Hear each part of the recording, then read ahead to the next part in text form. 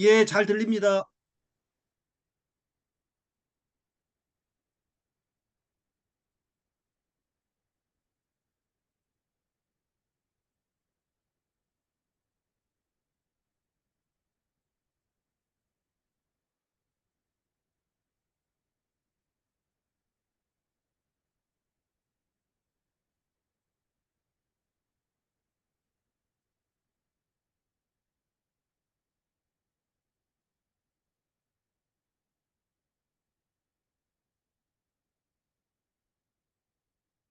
지금 몇 분이나 들어오셨을까요?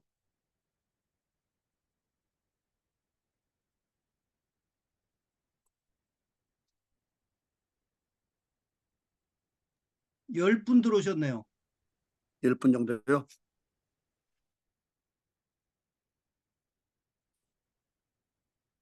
그럼 시작할까요? 네, 강사님 들어오셨죠?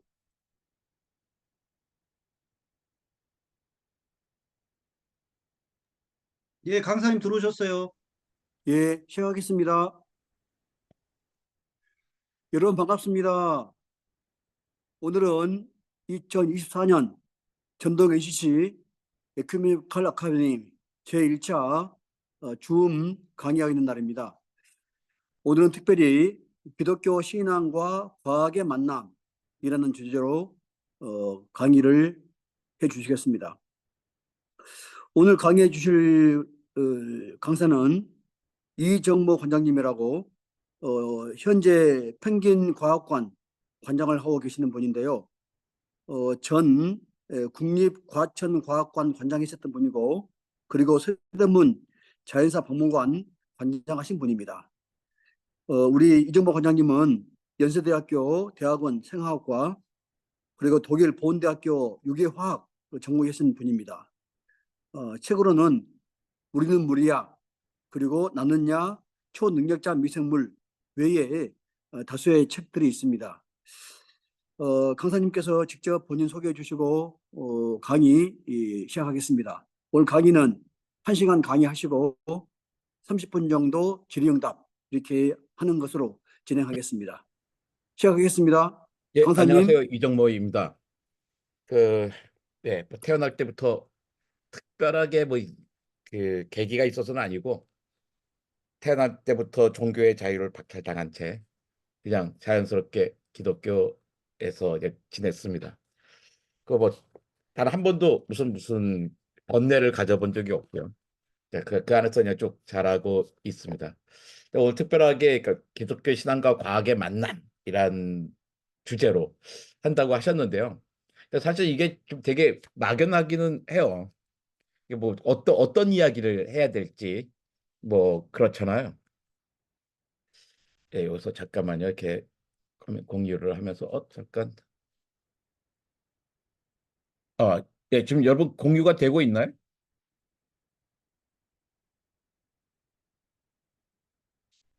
그 화면이 안 보이시나요? 내가 이렇게 지금은 예, 보이나요?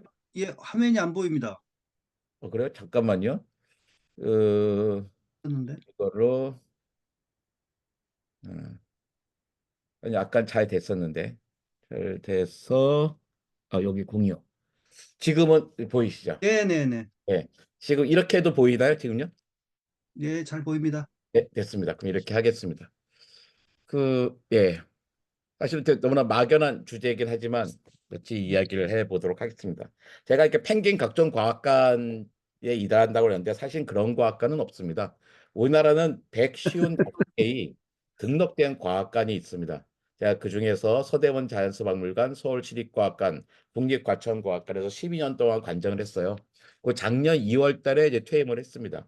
그랬더니 사람들이 12년 동안 당신을 관장이라고 불렀는데 앞으로 뭐라고 불러야 되나 하고 걱정들 하시길래 부르기 편하라고 제 집필실 이름을 여기 이제 사무실이거든요.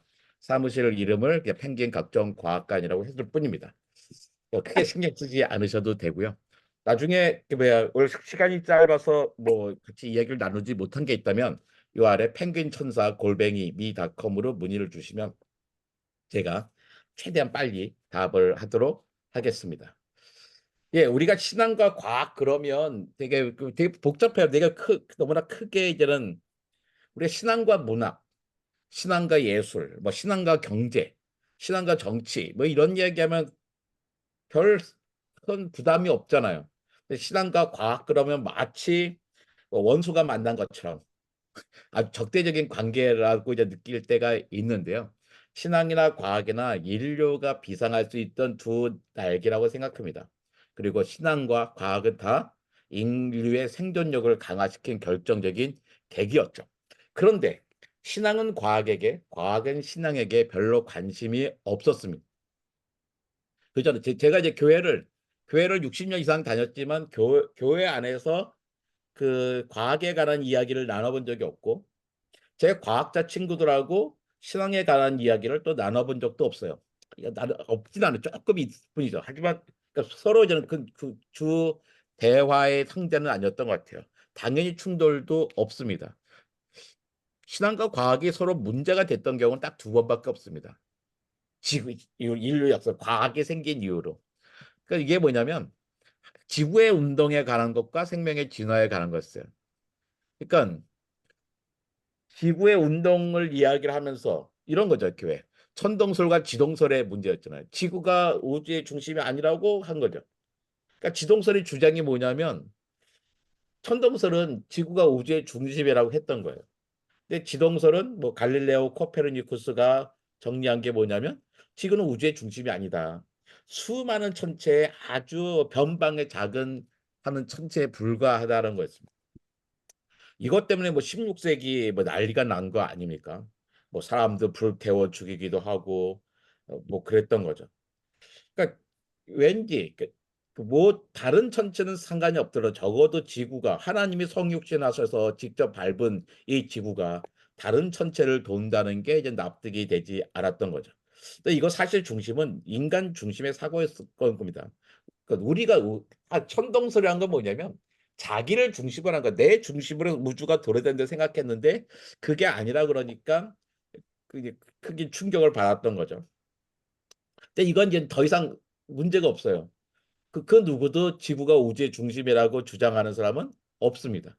미국에 뭐 수천 명, 수만 명 정도가 있죠. 하지만 그런 사람들이 뭐 신앙인의 우리 한국 신앙인 중에 그런 분이 있는 거는 아닌 거잖아요. 근데 나머지 하나가 진화의 문제예요. 창조론이냐 진화론이냐. 그러니까 진화론이 뭐라면 진화론에 따르면 인간은 특별한 존재가 아닙니다. 그러니까 우연의 우연을 거듭해서 어떻게 생겨난 생명체거든요. 뭐 수많은 생명 가운데 하나인 거예요. 인간의 만물의 영장이 아니라. 그러니까 이건 여전히 문제가 됩니다. 신앙과 과학에서. 그런데 사실 이게 문제가 되는 나라는요. 전 세계 두 나라밖에 없습니다. 한국하고 미국뿐만 그래요. 다른 나라에서는 이건 아예 그 화제거리가 되지 않은 거예요. 제 딸이 그러니까 독일에서 초등학교를 나왔는데 제 딸이 진화론을 배운 사람, 제 딸에게 진화론을 가르쳐 준 사람 누구냐면 독일의 신부님이었어요. 그건 뭐 아주 지금 뭐 서울신대에 김영식 교수님인가 박영식 교수님 막 문제되고 있잖아요.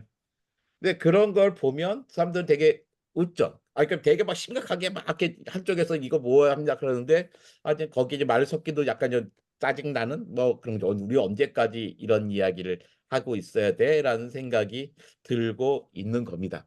그러니까 천동설과 지동설, 창조론과 진화론을 빼놓고는 신앙과 과학이 충돌한 자체가 한 번도 있지 않아요.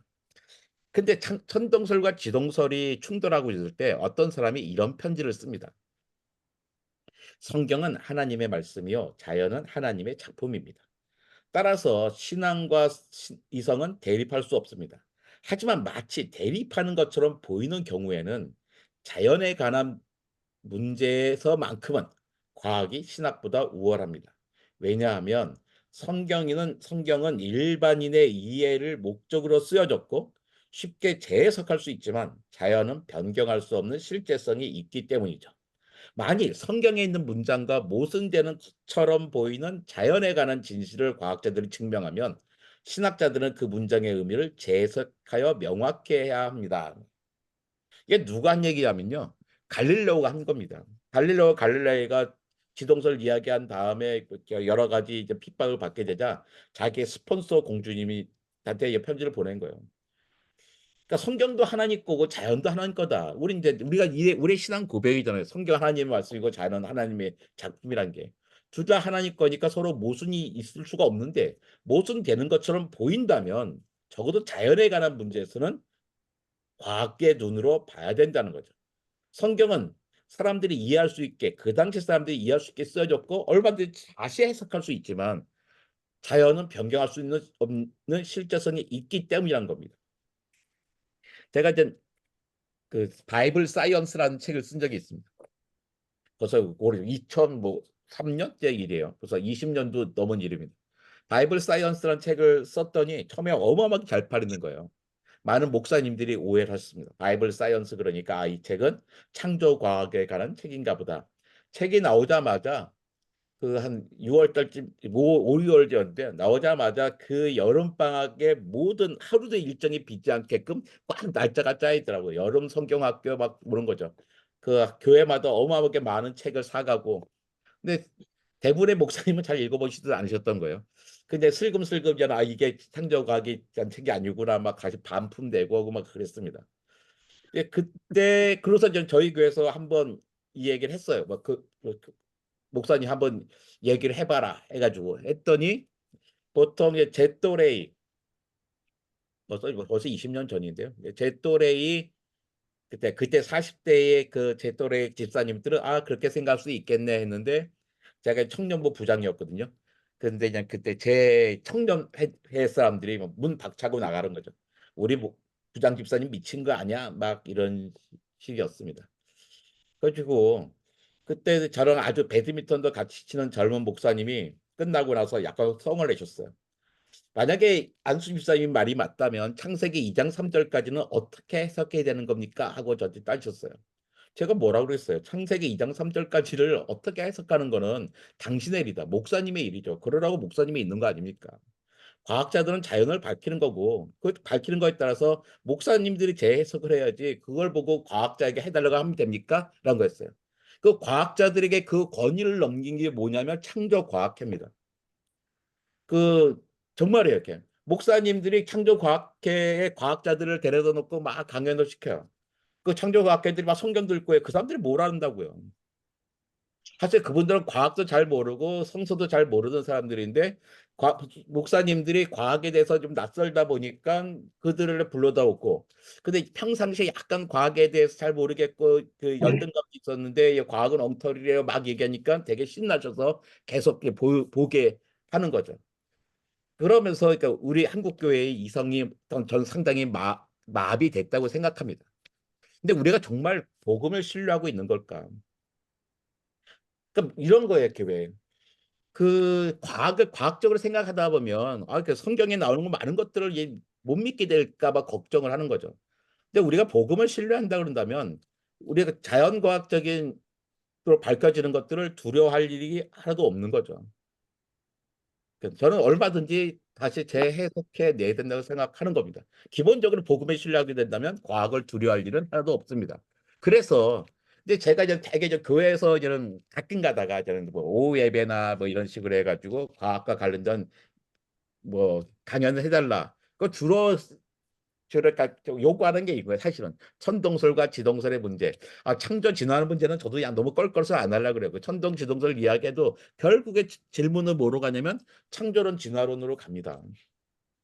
그 조직신학에서 창조론 창세기 2장 3절까지를 뭐 몇 시간이나 다룹니까?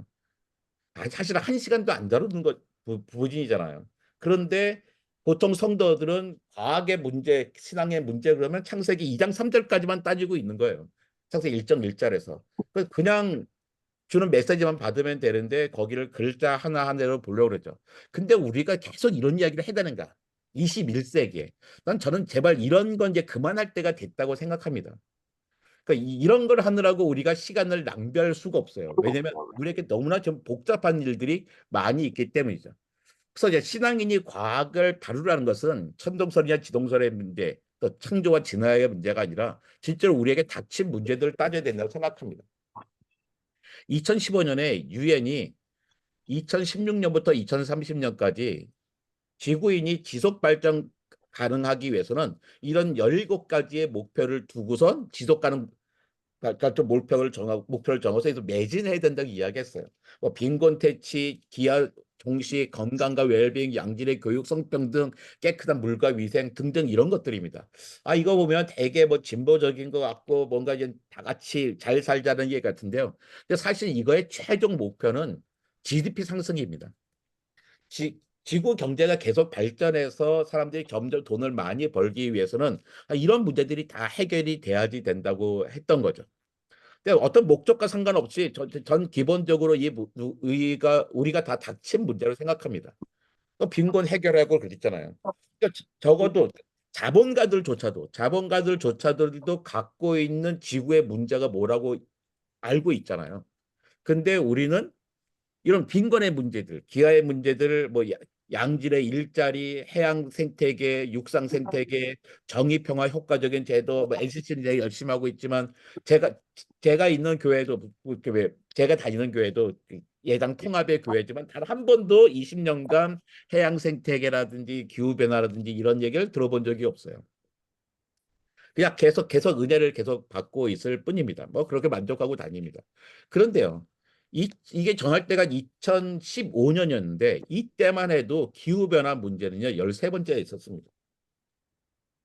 불과 8년, 9년 전인데 그때만 해도 기후변화 문제가 이렇게 시급하다고 생각하지 않았던 거예요.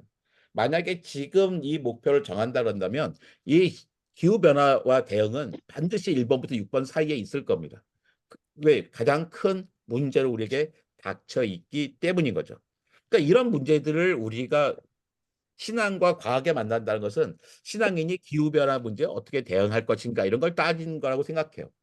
우린 지구가 아름답다고 이야기하잖아요. 그러니까 지구가 왜 아름답습니까? 그러면 되게 신앙인들의 전형적인 반응이 있어요. 지구에는 생명이 살잖아요. 생명이 있잖아요. 라고 이야기합니다. 우리가 생명이니까 지구에 생명이 있는 거 알잖아요. 근데 여기 생명 보이나요? 아무리 들어봐도 생명 안 보이잖아요. 생명 없이도 그냥 지구는 아름답습니다. 파란 바다와 하얀 구름. 둘 다 물이에요. 파란 바다와 하얀 구름이 잘 어우러져서 예쁜 거예요. 그래서 아름답게 보입니다. 이걸 블루 마블이라고 할 정도예요. 그러니까 지구가 아름다운 이유는 순전히 하나예요. 지구가 물로 덮여 있기 때문입니다. 지구가 물로 덮여 있기 때문에 지구는 아름답게 보이고 거기에 생명이 살 수 있는 거죠. 그런데 지구에 생명이 살자는 여러 가지 조건들이 있잖아요. 태양보다 적당한 거리에 있어야 되고 적당한 크기에 있어야 되고 달도 있어야 되고. 근데 가장 결정적인 조건은 지구 내부에 숨어 있습니다. 지구는 여러 겹으로 되어 있어요. 양파처럼요. 내핵, 외핵, 멘틀, 지각으로 되어 있는데요. 내핵과 외핵은 다 철과 니켈이라고 하는 무거운 원소로 되어 있습니다. 철과 니켈하고 무거운 원소가 되어 있다는 뜻은 뭐냐면 지구는 만들어지고 오랫동안 식지 않았다는 뜻이에요.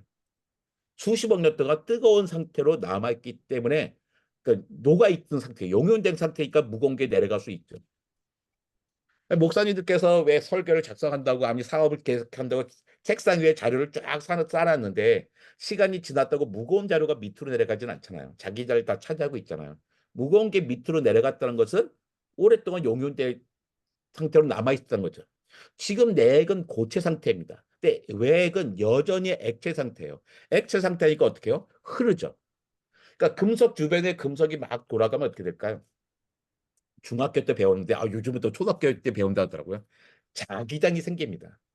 자기장이 생긴다는 건 뭐냐면 지구가 거대한 자석이 됐다는 거예요. 이 빨간 부분이 외액인데요. 빙글빙글 도니까 자기장이 상당히 멀리까지 쌓이는 거예요. 그러니까 우주 공간에 나가서도 나침판을 놔두면 그러니까 아예 국제 우주정거장이 요쯤 있는 거거든요. 400km 올라 요만큼쯤 있습니다. 이제 훨씬 멀리까지도 나침판을 놔두면 북쪽과 남쪽을 가리키죠. 이 자기장이 지구의 생명이 살게 되는 가장 결정적인 이유입니다. 왜냐하면 태양에서 지구는 빛만 오는 게 아닙니다. 자외선, 가시광선, 적외선만 오는 게 아니라 방사선과 태양풍이라고 하는 우주 입자들이 와요. 근데 우주 입자들이 오면 이 우주 입자들은 물, DNA, RNA를 다 쪼개버립니다. 근데 지구는 자기장이 있잖아요. 자기장이 있으니까 다 쳐내는 거예요, 이렇게. 태양풍을. 그래서 우리는 여기에 살 수 있죠. 만약에 갑자기 자기장이 사라진다면 우린 낮에는 신라 고분 같은 집을 짓고 살다가 밤에만 활동해야 됩니다. 우리는 그럴 수 있어요. 하지만 뭐 곤충, 미생물, 식물, 동물들이 그럴 수 있는 건 아니잖아요. 다른 생명들이 사라지면 우리도 살지 못하게 될 겁니다. 그러니까 우리는 지구는 다른 천체하고 달리 이런 요소들을 갖고 있어서 지구의 생명체가 살 수 있게 되는 거예요. 지구에 아까 바다로 덮여 있다 그랬잖아요. 물로. 근데 지구에 물이 별로 없습니다. 지구의 지름이 12,800km예요. 근데 바닷물의 평균 깊이는 4km밖에 안 됩니다. 12,800에 4는 어떤 관계냐면 농구공을 지구라고 생각한다면 거기에 짜장면 배달시키면 비닐 랩을 씌워오잖아요. 살짝 한쪽을 쓰여 있는 거예요. 그러니까 그쵸. 살짝 발라져 있는 거죠, 바다가. 그러니까 지구에 있는 물을 다 모으면 요만큼입니다. 바닷물, 호수물, 강물, 지하수, 구름, 만년설, 빙하해봐야 요만큼밖에 안 돼요. 요 작은 물과 공기에 의해서 얼마 되지 않는 게 우리의 기후를 이렇게 만들어내고 있습니다. 아까 지구의 부피에서 가장 많은 게 내외 그다음 멘틀이라 있잖아요. 멘틀의 부피가 제일 큽니다. 근데 멘틀은 고체인데 움직여요. 그러니까 고체인데 움직이냐 그게 무슨 말이냐면 고체도 움직일 수 있습니다. 그 유리가 있잖아요. 유리 고체잖아요. 근데 유리도 흐르거든요. 왜 유럽의 그 오래된 성당에 보면 스테인드 글라스가 있지 않습니까? 스테인드 글라스의 아래쪽이 위쪽보다 훨씬 두껍습니다. 시간이 지나면 좀 흘렀기 때문이거든요. 그러니까 고체도 흐를 수가 있는 거예요. 근데 그 멘틀도 흘러요. 그러니까 멘틀이 흐르니까 그 멘틀 위에 있는 대륙들도 움직이죠. 그래서 5억 년 전의 대륙의 분포, 3억 년 전의 대륙의 분포, 오늘날의 대륙의 분포가 됐습니다. 대륙의 분포가 바뀌니까 거기에 흐르는 바닷물의 흐름도 달라지잖아요. 바닷물의 흐름이 달라지면 기후가 바뀝니다. 기후가 바뀌 기후는 생명에게 있어서 가장 중요한 생존 조건이거든요. 생존 조건이 달라지면 살 수 있는 생명이 다른 거예요. 그래서 5억 년의 생명 조건에 맞는 생물, 3억 년 전의 기후 조건에 맞는 생물, 오늘날의 기후 조건에 맞는 생물들이 살고 있는 거죠. 이걸 보고 우리는 환경 조건에 따라, 기후 조건에 따라 다른 생명이 살게 되는 것을 우리는 진화라고 하는 겁니다. 그 진화가 일어나려면 그 전에 무슨 일이 일어나야 될까? 그러니까 이런 겁니다. 저는 대한민국 겸손하게 표현해서 대한민국 역사상 최고의 과학권 간장이라고 생각합니다. 겸손해서 이 모양인데 겸손하지 않았으면 어땠겠습니까? 근데 정말로 그렇게 생각해요. 최고의 과학관 관장이 생각합니다. 근데 그건 제 생각이지 제 동료 직원들이 그렇게 생각할 수는 없잖아요. 그분들은 다른 분을 관장으로 모시고 싶었을 거예요. 하지만 절대로 관장을 모셔오지 못했습니다. 왜냐하면 내가 자리를 차지하고 있었기 때문이죠. 제가 작년 2월 달에 나오자마자 다른 분을 관장으로 모시더라고요. 그러니까 마찬가지입니다. 목사님들이 담임 목사가 될 때까지는 어떤 과정이 필요했습니까? 여러 가지 자격을 다 갖고 있었지만 그 당시에 담임 목사들이 다 자리를 차지하고 있으면 담임 목사를 할 수가 있는 게 아니잖아요.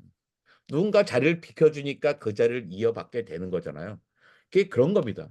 어떤 새로운 생명이 생기려면 꽉 차 있는 생태계에 새로 생길 수가 없어요. 누군가가 사라져 줘야 됩니다. 그걸 보고 우리는 멸종이라고 합니다.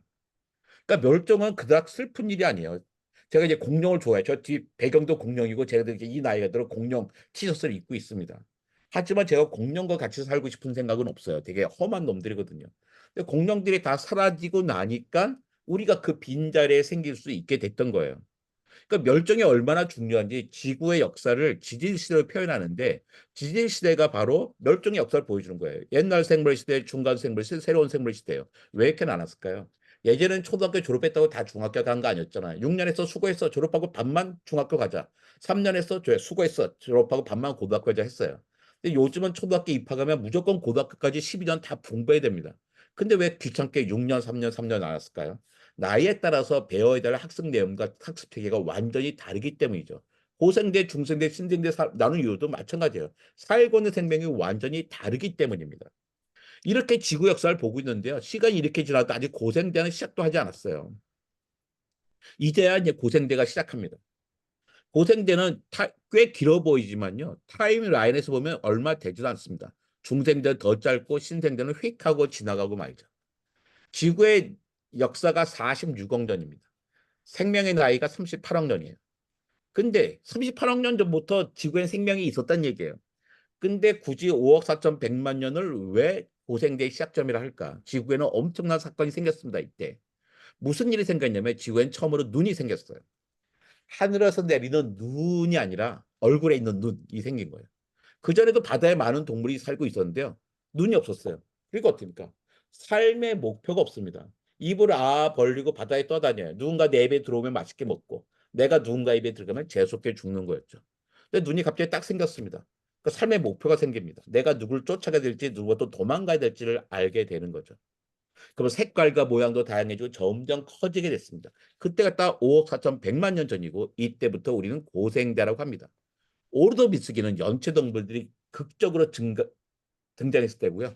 실루리아기는 절지동물의 절정기였고 대봉기는 어류가 발생하고 어류가 양서류가 돼서 육상으로 척추동물이 진출했을 때입니다.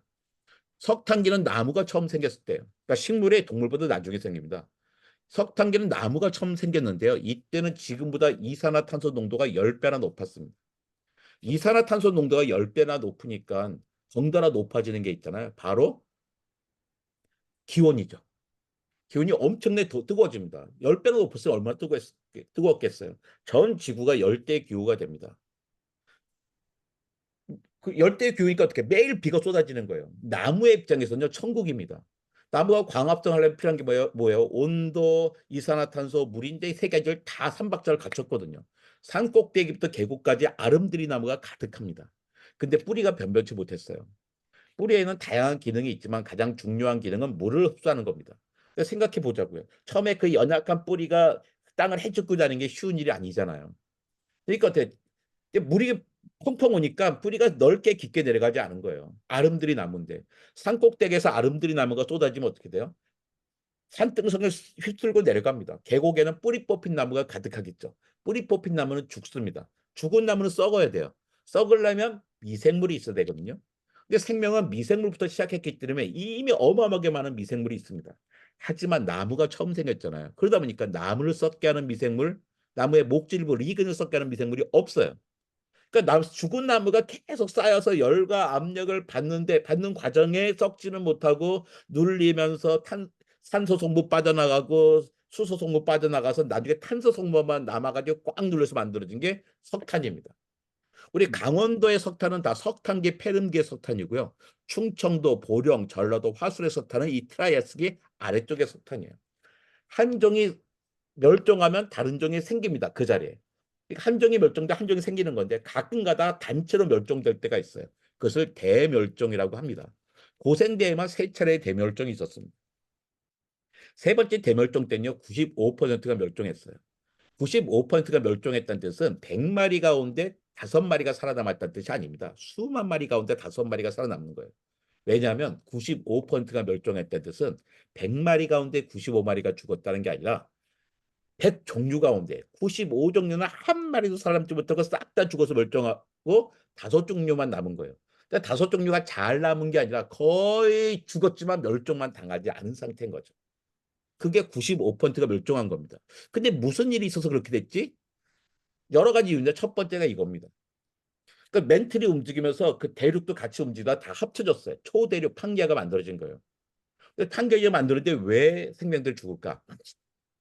제가 이제 경기도 파주 법원이 용주권에서 태어났습니다. 거기다 7살 때 여수로 이사를 갔어요. 여수에 가가지고 제가 두 가지 문화 충격에 빠집니다. 첫 번째가 뭐냐면 그 많던 톰들은 어디 갔냐 했어요. 용주권에 살 때는요, 골목마다 그런 톰이 2명씩 튀어났어요. 거기가 제가 적당한 단어를 찾지 못했는데요. 용서해 주세요. 흔히 말하는 양공주촌이었어요. 그러니까 미군들과 가정을 이루고 있는 유흥업소 여인들이 많이 가정을 이룬 거였죠. 그러니까 전 골목만 톰 그러면 톰이 2명씩 나왔어요. 저는 원래 그런 건 줄 알았어요. 친구들 중에 2명 중에 몇 명은 이렇게 얼굴 까맣고 머리 곱슬거린 줄 알았죠. 여수에 가니까 한 명도 없는 거예요. 큰 충격이었습니다. 두 번째 충격이 뭐냐면 아무도 안 굶는다는 거였어요. 그러니까 톰네 엄마들이 괄시받지 않았습니다.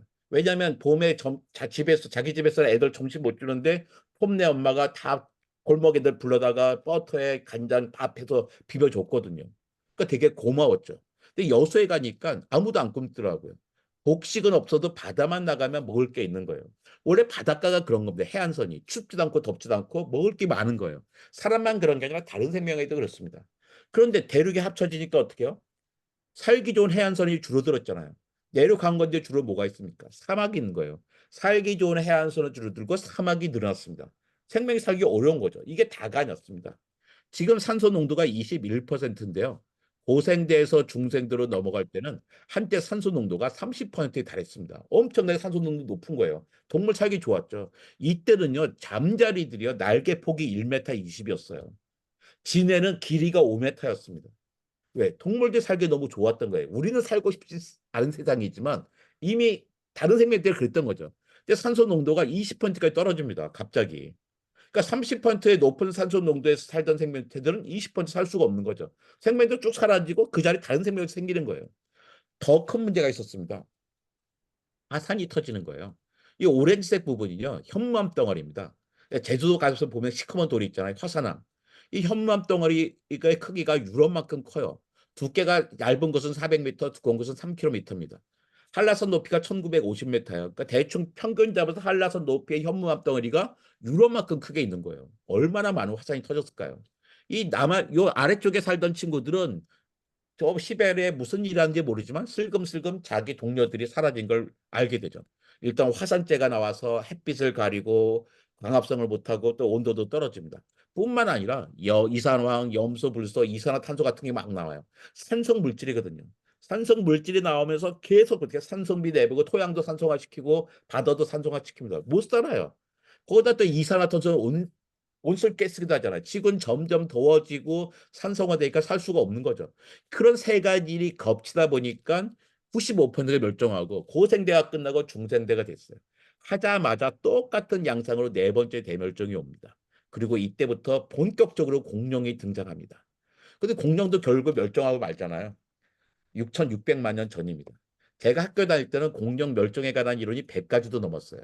그 얘기 뭐냐면 쓸만한 이론이 하나도 없었다는 거죠. 근데 지금은 1988년 딱 정해졌어요. 공룡이 왜 멸종했냐? 지름 10km짜리 운석이 꽝 부딪혔거든요. 그 열퍼풍 나고 쓰나미 나고 난리가 났습니다. 단 30분 만에 아메리카에 살고 있던 공룡들은 싹 멸종해요. 그 다음에 지진 나오고 지진 여파로 아까 같은 일이 일어나는 겁니다. 근데 또 이게 다가 아니었어요. 최근 연구에 따르면 운석이 부딪혀서 공룡이 끝장난 건 사실인데 그 전에 큰 사건이 하나 있었어요. 역시 이번에도 화산입니다. 화산이 제일 무서워요. 인도의 데칸고원을 만드는 화산이 이따 터져요. 터지면서 공룡들이 확 멸종합니다. 조금밖에 안 남았는데 이 마지막 순간에 운석이 부딪혀서 끝장나 버리는 거예요. 근데 재밌는 게 있어요. 화산이 터지기 전이나 화산이 터지고 멸종이 시작된 다음이나 공룡의 생물량은 그대로였습니다. 무슨 말이냐면 터지기 전에 공룡이 10억 마리였다면 화산이 터져서 공룡의 멸종이 시작된다면 여전히 10억 마리가 있었다는 거예요. 이게 뭐가 멸종이야 그럴 수 있는데 멸종 맞습니다. 멸종이 마리수가 줄어드는 게 아니잖아요. 그렇죠. 멸종은 마리수가 줄어드는 게 아니라 종의 수가 줄어드는 거거든요. 종의 다양성이 떨어지는 겁니다. 종의 다양성이 떨어졌다는 얘기가 뭐냐면 아픈 생태계, 허약한 생태계, 비실비실한 생태계예요. 이때 운석이 꽝 붙이면서 끝장나고 말았던 거죠. 만약에 이때 화산이 터지고도 종의 다양성을 좀 더 유지하고 있었다면 운석에 끝장나지 않고 조금 남아있을 수도 있어요. 그렇다면 우리는 등장하지 못했을 겁니다. 걔네 공룡들이 차지하고 있으니까. 지금 우리는 여섯 번째 대멸종기를 겪고 있습니다. 약 1950년부터 여섯 번째 대멸종기가 시작됐다고 보면 돼요. 근데 지난 몇 퍼센트가 멸종될지 모르지만 시간은 대략 한 500년에서 10,000년 정도로 생각했어요. 제가 30년도 멸종을 연구했는데 그때 과학자들이 그랬습니다. 여섯 번째 대멸종은 짧으면 500년, 길면 10,000년이야. 근데 그때 10,000년은 좀 터무니없이 긴 것 같고 500년은 과학자들이 말이야 시민들 겁주려고 너 짧게 잡은 거 아니야 그랬는데 요즘은 생각이 달라졌어요. 어쩌면 500년도 충분히 길지 모르겠다는 겁니다. 자, 그런데 세 번째 대멸종도 5% 살아남았잖아요. 요번에도 우리 인류만 살아남을 수 있다면 뭐가 문제입니까? 근데 문제가 있어요. 지난 5차례 대멸종을 보니까 그 당시 최고 포식자는 반드시 멸종됐다는 거예요. 근데 지금 시대의 최고 포식자가 누굽니까? 바로 그러니까 우리죠. 그러니까 우리가 걱정할 수밖에 없는 거예요. 이거 바로 우리의 일이거든요. 자, 이건 지금 자연사를 잠깐 정리해 봅시다. 어떤 생명이 진화하려면 그 전에 멸종이라는 게 있어야 됩니다. 멸종 없이는 진화가 있는 게 아니에요. 그럼 멸종의 원인은 뭐예요? 기후 변화였던 거예요. 기후 변화는 멸종을 부르고 멸종은 진화를 일으킵니다. 그러니까 우리가 등장하기의 전까지의 모든 멸종, 모든 기후 변화는 고마운 거였어요. 그 덕분에 우리가 등장할 수 있었으니까. 그러니까 지금까지 기후 변화는 진화의 원동력이었거든요. 그러니까 지금까지 일어났던 멸종 기후 변화는 고마운 건데 지금의 문제가 뭐냐? 지금부터 일어나는 것은 그 대상이 우리이기 때문에 걱정을 해야 되는 겁니다. 자, 이제 자연사였고 자연스럽게 짧게 정리했고 이제 인류사를 보겠습니다. 사람을 사람답게 만든 혁명은 그렇게 두 가지가 있습니다. 신석기 시대와 함께 시작된 농사혁명이에요. 인구가 이때부터 5만에 400만 확 늘어나는데요. 그 사람들 인구가 늘어났을 때 농사가 발명되면서 사람을 다 먹여 살고 조금씩 늘어났습니다. 하지만 많이 늘지는 않았어요. 그런데 전기교환과 함께 시작된 산업혁명으로 인구는 급격하게 늘어납니다. 지금 인구가 무려 80억 명이나 됩니다. 산업혁명이 없었다면 지구 인구는 기껏해 10억 명에 불과했을 거예요. 산업혁명 덕분에 이 많은 사람들이 풍요롭게 건강하게 장수하고 있는 겁니다.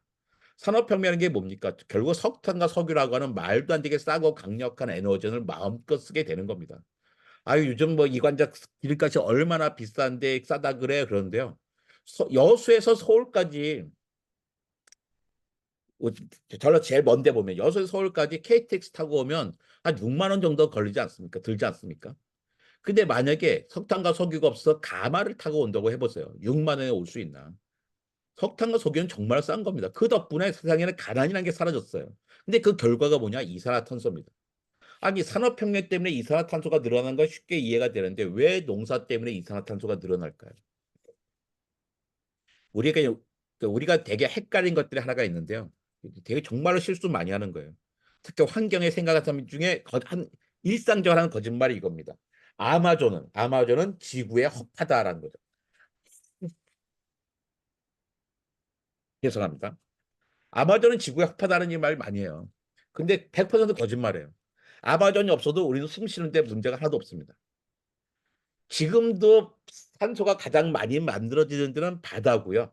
우리가 숨 쉴 때 필요한 산소는 100만 년 이상 숨 쉴 산소가 이미 지구에 있어요. 또 아마존에서 만들어진 산소는 다 아마존이 다 씁니다. 아마존의 나무들도 호흡을 해야 되거든요. 거기 반 쓰고요. 거기 있는 동물, 미생물 뭐 이런 것들이 다 쓰고 있는 거예요. 그럼 아마존이 없어도 되냐? 그렇진 않습니다. 아마존은 지구의 허파로서 작용하는 게 아니라 지구의 진공 청소기로서 작용하는 거예요. 지금은 이산화탄소 나쁜 게 아니거든요. 숨 쉴 때마다 밖으로 나오잖아요. 당연한 겁니다. 나온 이산화탄소를 다시 나무가 빨아들이면 되는 거였어요. 그러니까 산업혁명 때문에 이산화탄소 점점 더 많이 나오는데 많이 나오니까 그 숲이 더 많이 필요하잖아요. 근데 인구가 늘어나면서 농사를 지으니까 숲은 점점 줄어들었어요. 그래서 문제가 되는 거죠. 이산화탄소는 문제가 아닌데 이산화탄소의 순환이 막혔기 때문에 문제인 겁니다. 그러니까 지구의 대기 기온을 보면요. 이 파란색으로 써 있는 15도는 산업혁명 전에 지구의 온도였어요. X축을 보겠습니다. 오른쪽부터 보면 한 칸이 5천 년, 20만 년, 100만 년, 1000만 년, 1억 년인데요. 5억 년 전에는 지금보다 15도나 높았습니다. 어마무시하게 더웠던 거죠. 고생대에서 중생 넘어간 세 번째 대멸종 때는 생명의 95%가 멸종했어요. 중생대, 신생대로 넘어가는 다섯 번째 대멸종에서는요. 육상에서는 고양이보다 커다란 동물은 싹 다 멸종했습니다. 지금 우리는 여섯 번째 대멸종을 경험하고 있어요. 인류가 처음 등장했던 시점은 700만 년 전입니다. 호모사피엔스 말고 뭐 사헬란트로포스, 차덴시스 이런 게 등장한 거죠. 지금보다 엄청나게 더웠어요. 다행히도 아무것도 없었는데 더웠으니. 그다음에 오스트랄로피테쿠스, 호모 하빌리스가 등장할 때도 지금보다 더웠어요. 한 200만 년 전에 등장한 호모 에렉투스 때부터 계속 200만 년 동안 추웠습니다. 그 호모 에렉투스에 뭐가 필요했을까요? 바로 불이 필요했죠. 추우니까. 이때 이들이 처음 사용한 불은 산불이었습니다. 산불이 났어요. 산불 나니까 어떻게 해요? 엄마들은 그랬겠죠. 야, 저 산불 나서 위험해. 절대로 가지 마. 그랬을 거예요. 엄마가 아무 말도 안 했으면 애들은 관심 없을 텐데 엄마가 가지 마. 그러니까 애들은 갔죠. 엄마 말 안 듣고 간 애들은 어떻게 됐을까요? 다 불타 죽었습니다. 원래 엄마 말 안 들으면 그렇게 돼요. 그런데 좋은 경험을 하고 살아온 애들이 있어요. 불의 뜨거운 그 에너지를 경험하고 또 익어져 있는 쥐, 뭐 토끼 뭐 이렇게 맛있단 말이에요. 아, 불 좋은 거구나 갖고 와서 모닥불을 피웁니다. 모닥불을 피울 때부터 인류는 급속히 발전합니다. 일단 시간과 공간이 늘어났죠. 그러니까 옛날에 추워서 살 수 없던 곳에 이사 갈 수 있게 됐어요. 불이 있으니까. 옛날에 해지면 자야 했는데 해진 다음에도 계속 주변에 시간을 이용할 수 있었어. 불 주변에 모여서. 그래서 지혜가 전수되는 거예요. 너 사냥할 때 떠드는 거 아니야? 그 빨간 거 한 부리 집어먹으면 안 되는 얘기 되는 거죠. 또 불 주변에 모이면요. 그만큼 연대감이 커질 수밖에 없어요. 아, 생일 파티 할 때 멀쩡한 형광등 놔두고서 왜 그 조그만 케이크 위에다 촛불 켭니까? 촛불 시위할 때 멀쩡한 가로등 놔두고서 왜 그 연약한 촛불을 들어요? 불 주변에 모이면 우리가 한 패거리 갖고 동지 같거든요. 연대감이 생기니까 그렇게 하는 겁니다.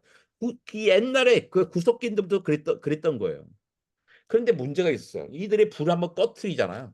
불을 꺼트리면 다음 산불을 기다려야 돼요. 그게 150만 년 전부터 50만 년 전까지 100만 년 동안 그랬습니다. 50만 년 전에야 마른 나무들이 부딪히면서 불 나는 걸 보고 아, 이렇게 비벼서 불 피우는 기술을 만들었어요. 이 기술이 전체 지구에 퍼질 때 20만 년이 걸립니다. 30만 년 전에야 온 인류가 불을 피울 수 있게 됐어요. 근데 불을 피우고 고기를 익혀 먹은 다음부터는 뇌가 엄청나게 커집니다. 그 동물원의 침팬지는요, 하루에 12시간에서 14시간 정도 씹어 먹습니다. 그래야 겨우 자기 체온을 유지시켜요. 근데 우리는 하루에 1시간만 씹어 먹고, 1시간도 안 씹어 먹잖아요. 그래도 자기 체온을 유지할 수 있잖아요. 얘는 커졌고, 소화가 잘 되기 때문이죠. 그러면서 나머지 시간은 어떻게 문화를 발전시키고 과학을 발전시키는 데 쓰고 있는 겁니다. 30만 년 전에 모든 인류가 불을 피우게 됐을 때 우리 호모사피스 딱 그때 등장합니다. 30만 년 전에 등장한 호모사피스나 우리나 똑같은 호모사피스예요. 뇌가 더 커지지 않았어요. 그 똑같은 호모사피스인데 딱 10,000년 전에 농사를 짓기 시작합니다. 29만 년 동안 모아다가 갑자기 10,000년 전에 농사를 짓는데 사람이 더 똑똑해서가 아니라요. 기후가 바뀌었습니다. 2만 년 전에서 10,000년 전 사이에 10,000년 동안 사도가 확 올라가 버려요. 그래서 빙하기가 끝나고 지구에는 처음으로 농사를 지을 수 있는 환경이 만들어진 겁니다. 그러니까 진화의 원동력도 기후 변화인데 문명 발생의 원동력도 기후 변화라고 생각할 수 있다는 거예요. 기후 변화는 그만큼 우리에게 중요한 여러 가지 원인이 되는 거예요. 예. 근데 숫자가 중요합니다. 많은 사람들이 아, 동물이 사라지고 있다고 얘기해요. 근데 10,000년 전이나 지금 비교해보면 육상에 있는 동물량은 그대로 똑같습니다. 뭐가 달라졌냐면 구성이 바뀌었을 뿐이에요. 10,000년 전에는 99.9%가 야생동물이고 0.1이 인간과 가축이었어요. 근데 지금은 99.9였던 야생동물이 3으로 줄어들고 0.1밖에 안 되는 인간 가축이 97이 됐습니다. 97 가운데 32가 인간이고 65가 가축이에요. 32%를 차지하고 있는 인간 한 종류예요. 65%를 차지하고 있는 가축 몇 종류가 됩니까? 소, 염소, 양, 말, 돼지 5종류예요. 개, 고양이 이야기하면 큰일 납니다. 거위, 닭, 오리에게 8종이에요. 알파카, 라마 10종 됐네요. 수십 종일 겁니다. 이 얘기 뭐냐면 지구에 있는 척추동물량은 그대로인데 종의 다양성이 급격하게 떨어졌다는 거예요. 어떤 생태계요? 아픈 생태계죠. 공룡이 멸종할 때는 비슷한 거예요. 그때 마지막 한 방은 뭐였어요? 운석에치기와 지금의 마지막 한 방은 이산화탄소를 가스가 큰 거죠. 그러니까 이 사람들이 되게 헷갈려 하는 게 이런 거예요. 아, 그러니까 야생동물이 99.9에서 3으로 줄어드니까 인간 가축이 늘었구나라고 생각하는데 그게 아닙니다. 지구가 포용할 수 있는, 지구에 살 수 있는 동물량은 정해져 있어요.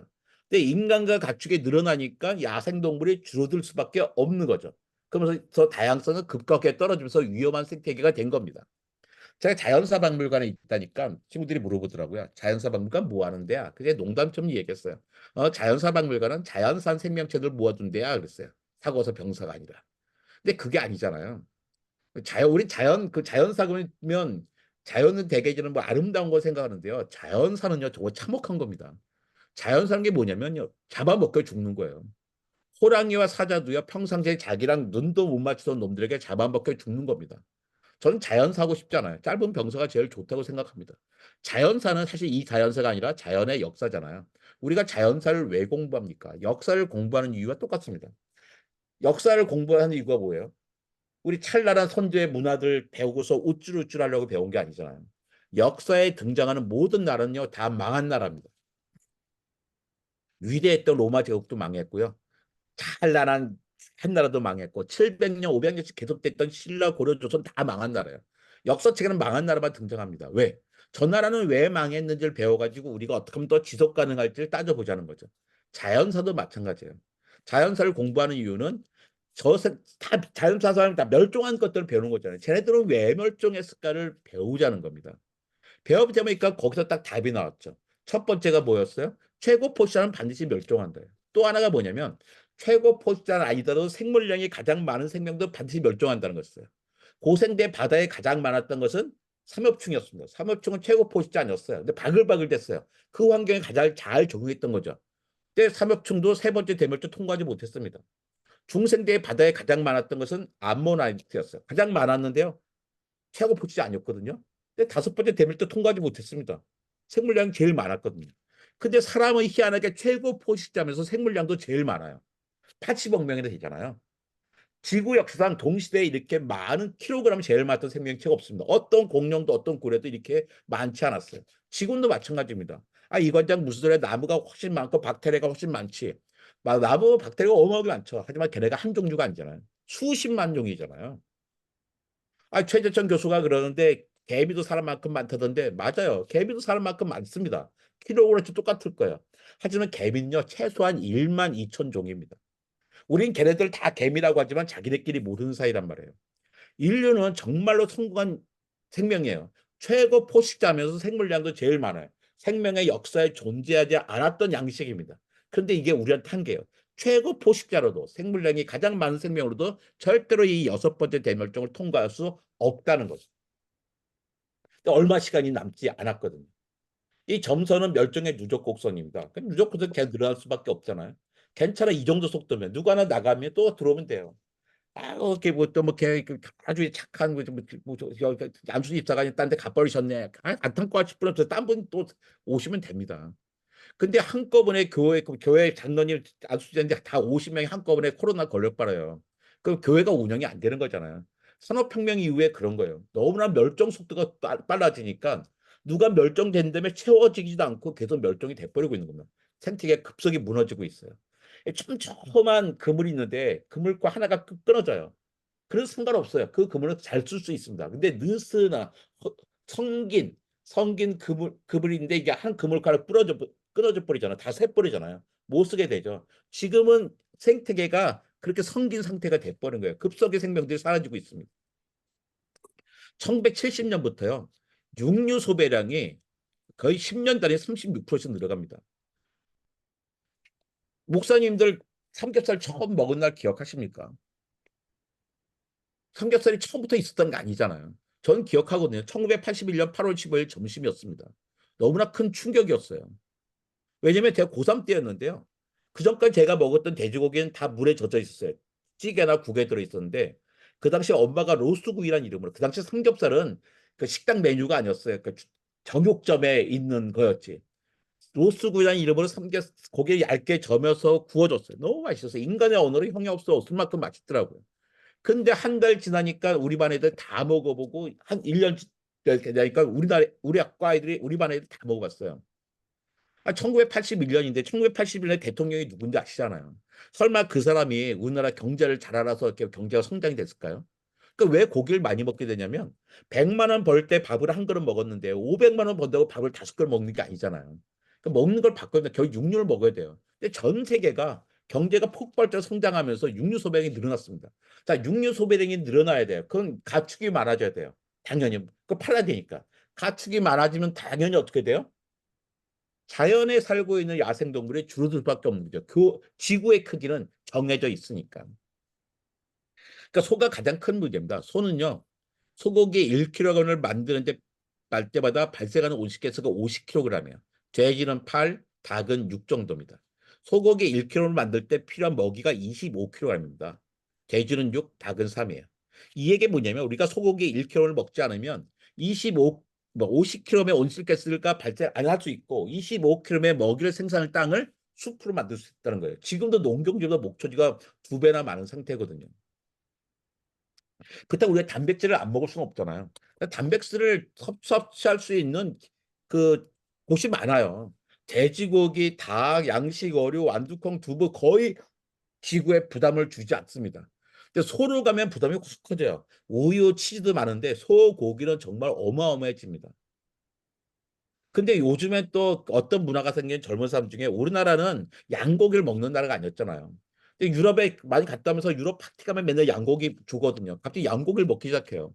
근데 유럽 사람들이, 서양 사람들이 왜 파티할 때 양고기 합니까? 종교 때문이에요. 소고기 안 먹는 나라에 있어. 돼지고기 안 먹는 나라 있는데 양고기 안 먹는 나라 없잖아요. 그러니까 제일 속 편하니까 양고기 하는 거였거든요. 근데 양고기는 소보다도 더 많은 지구 자원을 소모하고 있습니다.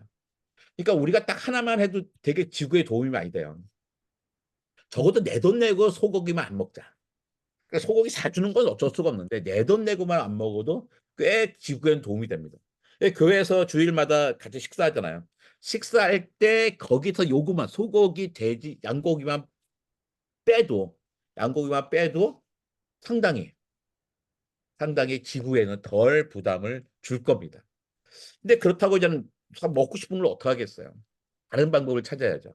근데 그걸 이제 과학으로 표현해야 되는 겁니다. 마블링이 좋은 소고기 있잖아요. 마블링이 좋은 소고기가 뭡니까? 생살에 지방이 막 박혀 있는 거잖아요. 생각해 보자고요. 생살에 지방이 박혀 있을 정도니 그 소의 심장, 혈관, 내장은 어떤 상태겠어요? 기름 범벅이죠. 소를 최대한 심장, 혈관 질환대로 만들어 놓고 우리가 그 소를 맛있다고 먹는 겁니다. 사실 정말 맛있어요. 근데 이걸 어떻게 해요? 이제 그걸 먹지 말라고 할 수 없는 거예요. 아무리 좋은 이야기 하더라도 지구에 좋고 뭐 하더라도 자기 입의 욕정을 우리는 이기지 못합니다. 그러니까 과학자들은 다른 방법을 찾자는 게 뭐냐면 배양육으로 하자는 거예요. 배양육이 뭡니까? 그러니까 세포를 키우는 거예요. 세포를 키워서 소고기를 만들면 소를 심장혈관 질환자로 만들지 않아도 되고 소에게 먹이를 줄 땅을 생살 땅을 숲으로 만들 수도 있는 거죠. 좋은 기술인데 문제는 가격입니다. 10년 전에요. 배양육으로 햄버거 하나 만들려면 3억 원이 들었어요. 3억 원입니다. 먹을 사람 있더라고요. 디카프리오, 스필버그, 뭐빌 게이츠 이런 사람 먹었습니다. 자기가 돈 자랑하려고 하는 게 아니라 이 산업이 필요하다고 키운 거였어요. 5년 전에는 200만 원까지 떨어졌습니다.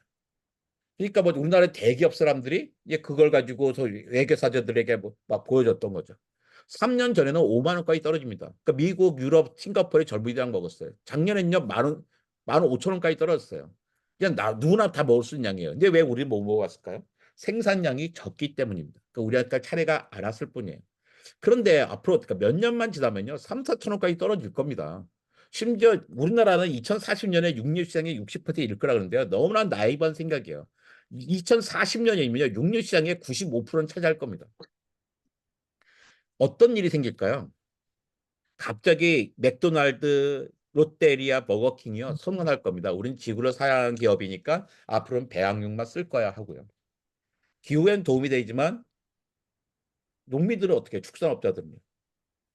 살 수가 없으니까 어떻게 해요? 맥도날드 앞에서 1인 시위하겠죠. 이거 쓰지 말라고. 그 젊은 사람들 뭐 할까? 욕할까요? 저 자기밖에 모르는 이기적인 사람들 같은 이라고 직을 생각해야지 나쁜 놈들하고 할 겁니다. 하지만 그분들은 나쁜 사람들이 아니잖아요. 남들이 하기 싫은 일. 소똥, 돼지똥 평생 그 치워가면서 우리에게 고기를 공급해 줬던 분이 나쁜 사람 취급을 받아야 되는 거예요. 이제 그러면 안 되는 거잖아요. 그래서 뭐가 있나? 그래서 교회, 학교, 정부가 그 대책을 지금부터 준비해 줘야지 되는 겁니다. 기후 문제를 극복한다는 게 단순히 이산화탄소를 줄이는 것뿐만 아니에요. 모든 것에 문제가 생깁니다. 여기에 투자를 해야 되는 거죠. 정부도 그 배양육 회사에 투자해서 지분을 확보하고 교회도 여기에 투자를 해야 됩니다. 그래서 나중에 그 교회 사람들에게 그 사람들이 축산업자들 축산조합이 이 사업을 할 수 있게끔 해줘야 되는 거죠. 숫자가 정말 중요한데요. 이런 말 많이 합니다. 봄과 가을이 사라지고 있어라는 얘기 많이 하잖아요. 목사님들도 그렇게 느낄 거예요. 봄과 가을이 사라진다고 느끼잖아요. 근데 정말로 그럴까?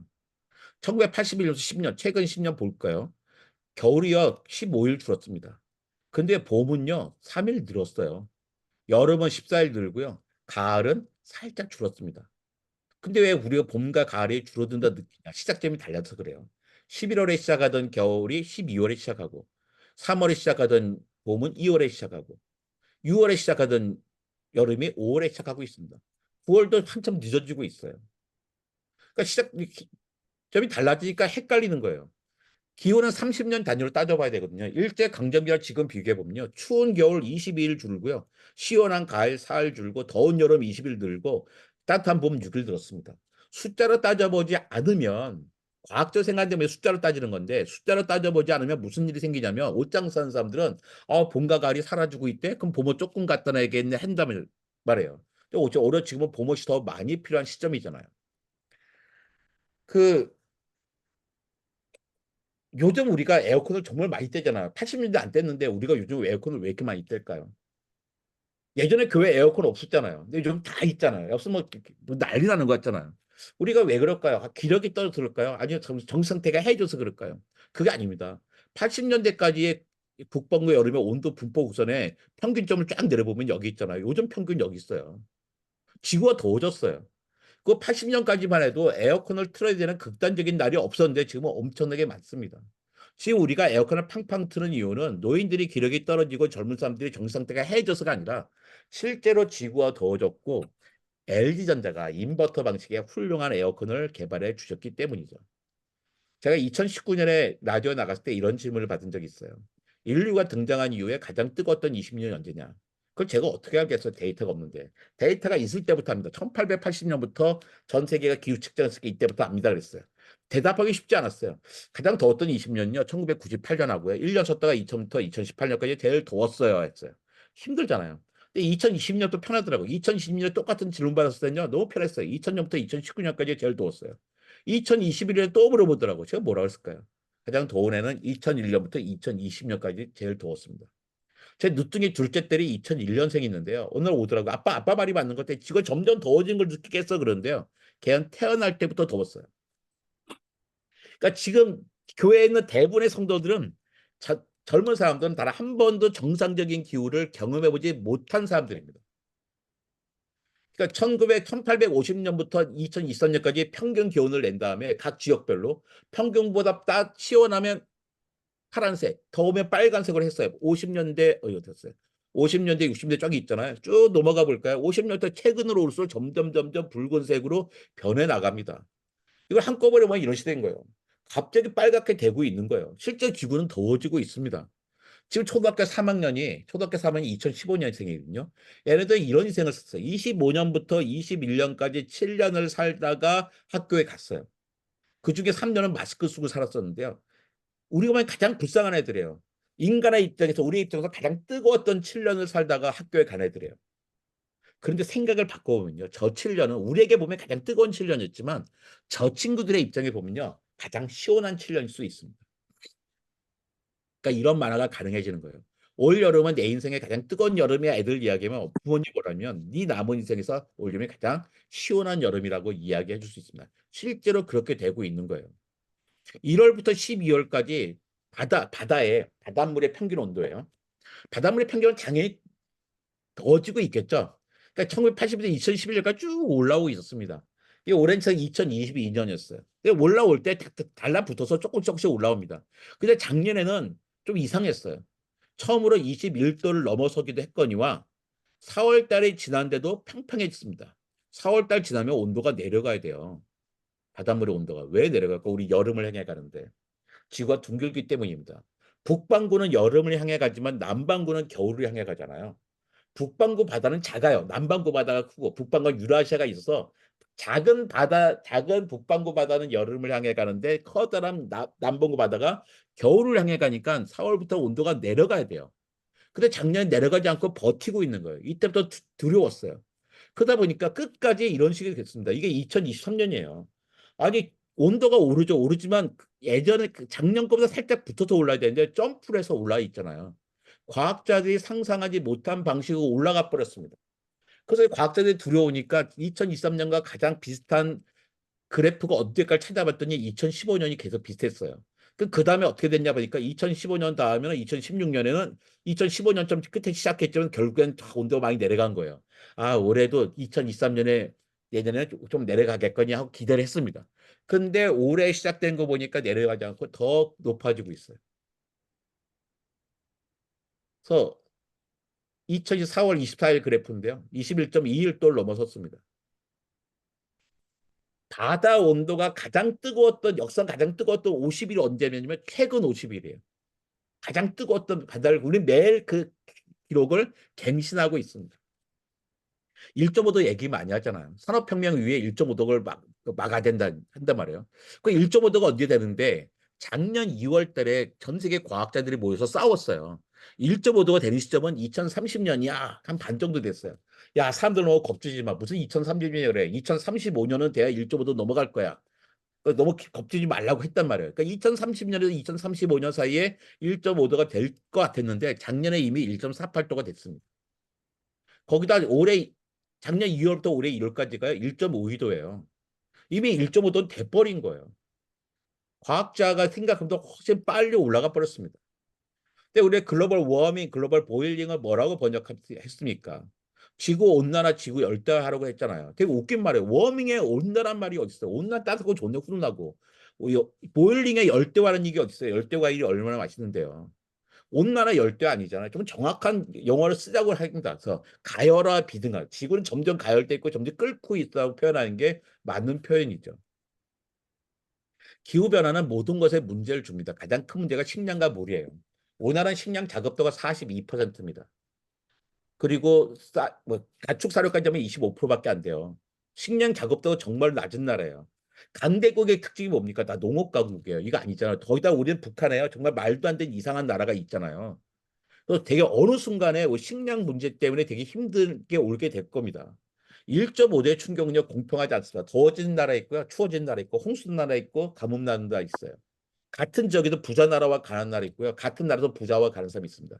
지지난 겨울에 가스가 갑자기 오르면서 우리나라에서는요. 21만 가구가 난방을 하지 못했습니다. 21만 가구가 난방을 하지 못했다는 뜻은 뭐냐면 30만 명이 난방을 전혀 하지 못하고 이불 뒤집어 쓰고 겨울을 나야 했다는 거예요. 저는 그러지 않았습니다. 겨울에도요, 그냥 반팔에 반바지 입고 잘 살 수 있었어요. 가스값이 몇 배나 올라가도 상관이 없을 것 같아요. 하지만 모든 사람이 그런 게 아니라는 거죠. 사람들이 한두 배는 참지만 계속 그럴까요? 사회에 엄청나게 갈등이 생길 겁니다.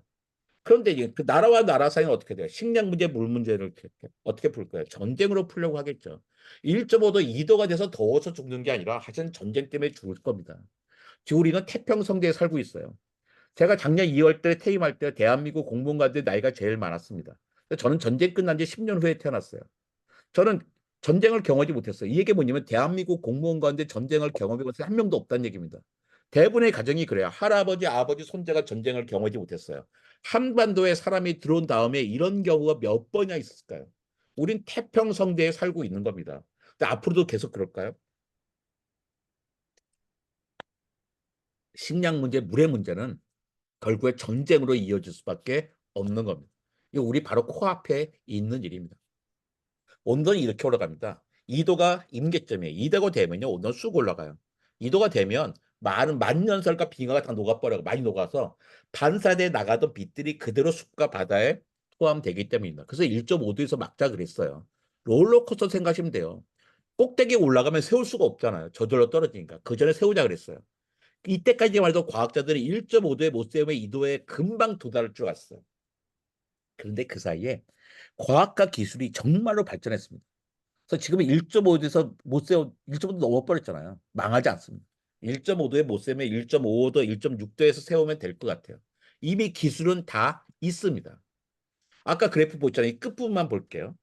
끝부분 보면 만 년 동안에 4도가 올랐잖아요. 근데 최근에 100년 동안에 1도가 올랐습니다. 1도보다 4도가 훨씬 크죠. 근데 속도가 문제예요. 만 년에 4도 오른 속도를 시속 100km 한다면 100년에 1도 올라가면 시속 2,500km예요. 무슨 얘기냐면 만 년에 4도가 올라가면 생태계도 적응을 하는데 지금은 생태계가 적응하지 못하는 온도예요. 생태계가 급속하게 더 빨리 무너질 겁니다. 이산화탄소는 워낙에 오르락내리락 했습니다. 거기만 있어 온도도 오르락내리락 했어요. 근데 최근에 100년 동안의 이 경험은 그 어떤 호모사 앞에서도 경험하지 못했던 겁니다. 속도도 속도죠. 규모도 규모의 속도가 너무나 크다는 게 문제입니다. 이게 이제 연못이에요. 연못에 개구리밥이 자라고 있는데 매일 2배씩 자라고 있대요. 근데 25일 될 때 이만큼 됐대요. 이거 다 채려면 얼마나 걸릴까? 그러니까 유년부 애들에게 물어보면요. 아, 이거 1년 반은 걸리겠네 이야기합니다. 근데 우린 그게 아닌 줄 알고 있잖아요. 25일, 26일, 27일, 28일, 29일이에요. 여전히 자리가 있는 것 같지만 다음 날은 꽉 차버립니다. 우린 29일에 와 있는 겁니다. 숫자가 중요한데요. 세상은 이렇게 산술급수 변하는 게 아니라 지수 함수적으로 변하는 겁니다. 우리는 그 변곡점에 있는 거예요. 지난 5차례 대멸종은 다 기후 변화 때문에 왔습니다. 지금 6번째 대멸종도 기후 변화 때문에 와요. 근데 처음에 5개의 대멸종의 원인은 다 자연이었어요. 대륙이 합쳐든지 운석이 붙든지 화산이 터지는 거였어요. 생명이 할 수 있는 게 하나도 없었어요. 속수무책입니다. 근데 지금의 기후 변화의 원인은 뭐예요? 우리 인간입니다. 너무나 간단한 문제예요. 이제. 속수무책이 아니에요. 대륙이 합쳐지고 화산이 터지고 운석이 붙이는 걸 우리가 어떻게 할 수 있는 게 아니잖아요. 근데 그게 아니잖아요. 우리의 활동으로 기후가 변하고 있기 때문에 우리만 변하면 아주 해결되는 간단한 문제입니다. 이 기후 변화를 바꾸려 어떻게 돼? 제일 중요한 거는 에너지 전환인데요. 에너지 전환뿐만 아니라 기후 변화를 극복하는 데 필요한 기술의 95%는 이미 있습니다. 뭐가 없냐? 의지가 없는 거예요. 의지란 건 뭐냐면 법을 만들어서 세금을 투자할 생각이 있냐 없냐는 거예요. 우린 돈도 있고 기술도 있는데 쓰고 있지만 않을 뿐입니다. 우린 미국 욕 되게 많이 해요. 미국이 말이야 자기네가 에너지 다 쓰면서 기후변화에 눈 감고 있다는데요. 정말로 오해예요. 미국은 정말로 잘하고 있습니다. 미국 무슨 소리야. 트럼프가 기후협약에서 탈퇴도 선언했잖아. 탈퇴 선언했는데요. 미국이요. 탈퇴하지 않았어요. 왜냐면 기후협약에서 탈퇴하려면 3년이 필요합니다. 근데 트럼프가 선언하고 3년이 되지 않아서 정권이 바뀌었어요. 그러니까 미국은 기후협약에 탈퇴한 적이 없습니다. 그 사이에 미국에는요, 이 까만 게 석탄이요. 석탄 화력 발전보다 점점 줄고 풍력과 태양광이 더 많아졌어요. 에너지 전환 정말 잘하고 있습니다. 미국은 자본주의 사회잖아요. 돈이 최고인 사회예요. 왜 이렇게 바꿨을까요? 태양광과 풍력을 바꾸는 게 경제적으로 이익이기 때문입니다. 왜냐하면요. 석탄, 가스, 원자력 되게 비싸요. 왜냐면 원자력은 옛날에 싼 에너지였는데 35년 동안 기술 개발이 안 되다 보니까 비싼 게 됐어요. 근데 태양광과 풍력은 그 사이 기술을 개발해서 엄청나게 싼 에너지가 돼버렸습니다. 그러니까 어떻게 해요? 지금 태양광 엄청나게 많이 만들고 풍력 엄청 많이 만들지만 원자력은 거의 만들고 있지 않은 거죠. 우리에게 답은 있습니다. 개인이 뭐 할 수 있냐? 해볼 소용없어요. 개인이 할 수 있는 게 있어. 텀블러 쓴다고요? 이 텀블러 백날 써보세요. 텀블러 기후 문제 해결되는 게 아닙니다. 우리가 허벅지가 등허리 가려운데 허벅지 긁는 건 똑같은 거예요. 텀블러 써야죠. 텀블러 왜 씁니까? 이건 플라스틱을 줄이기 위해 쓰는 거예요. 그러니까 텀블러 쓰려면요 최소한 수백 번 써야 되는 거예요. 근데 텀블러 만들면 안 됩니다. 교회에서 마늘 놔주면 안 돼요. 왜냐면 지구에 텀블러가 너무 많아요. 플라스틱을 점점 많이 만들고 있습니다. 텀블러 만들지 말고 있는 텀블러 갖고 와서 뭔가 해결해야죠. 정책으로 해결됩니다. 정책을 해결되는데 뭐예요? 법 만들어서 세금을 투자하는 겁니다.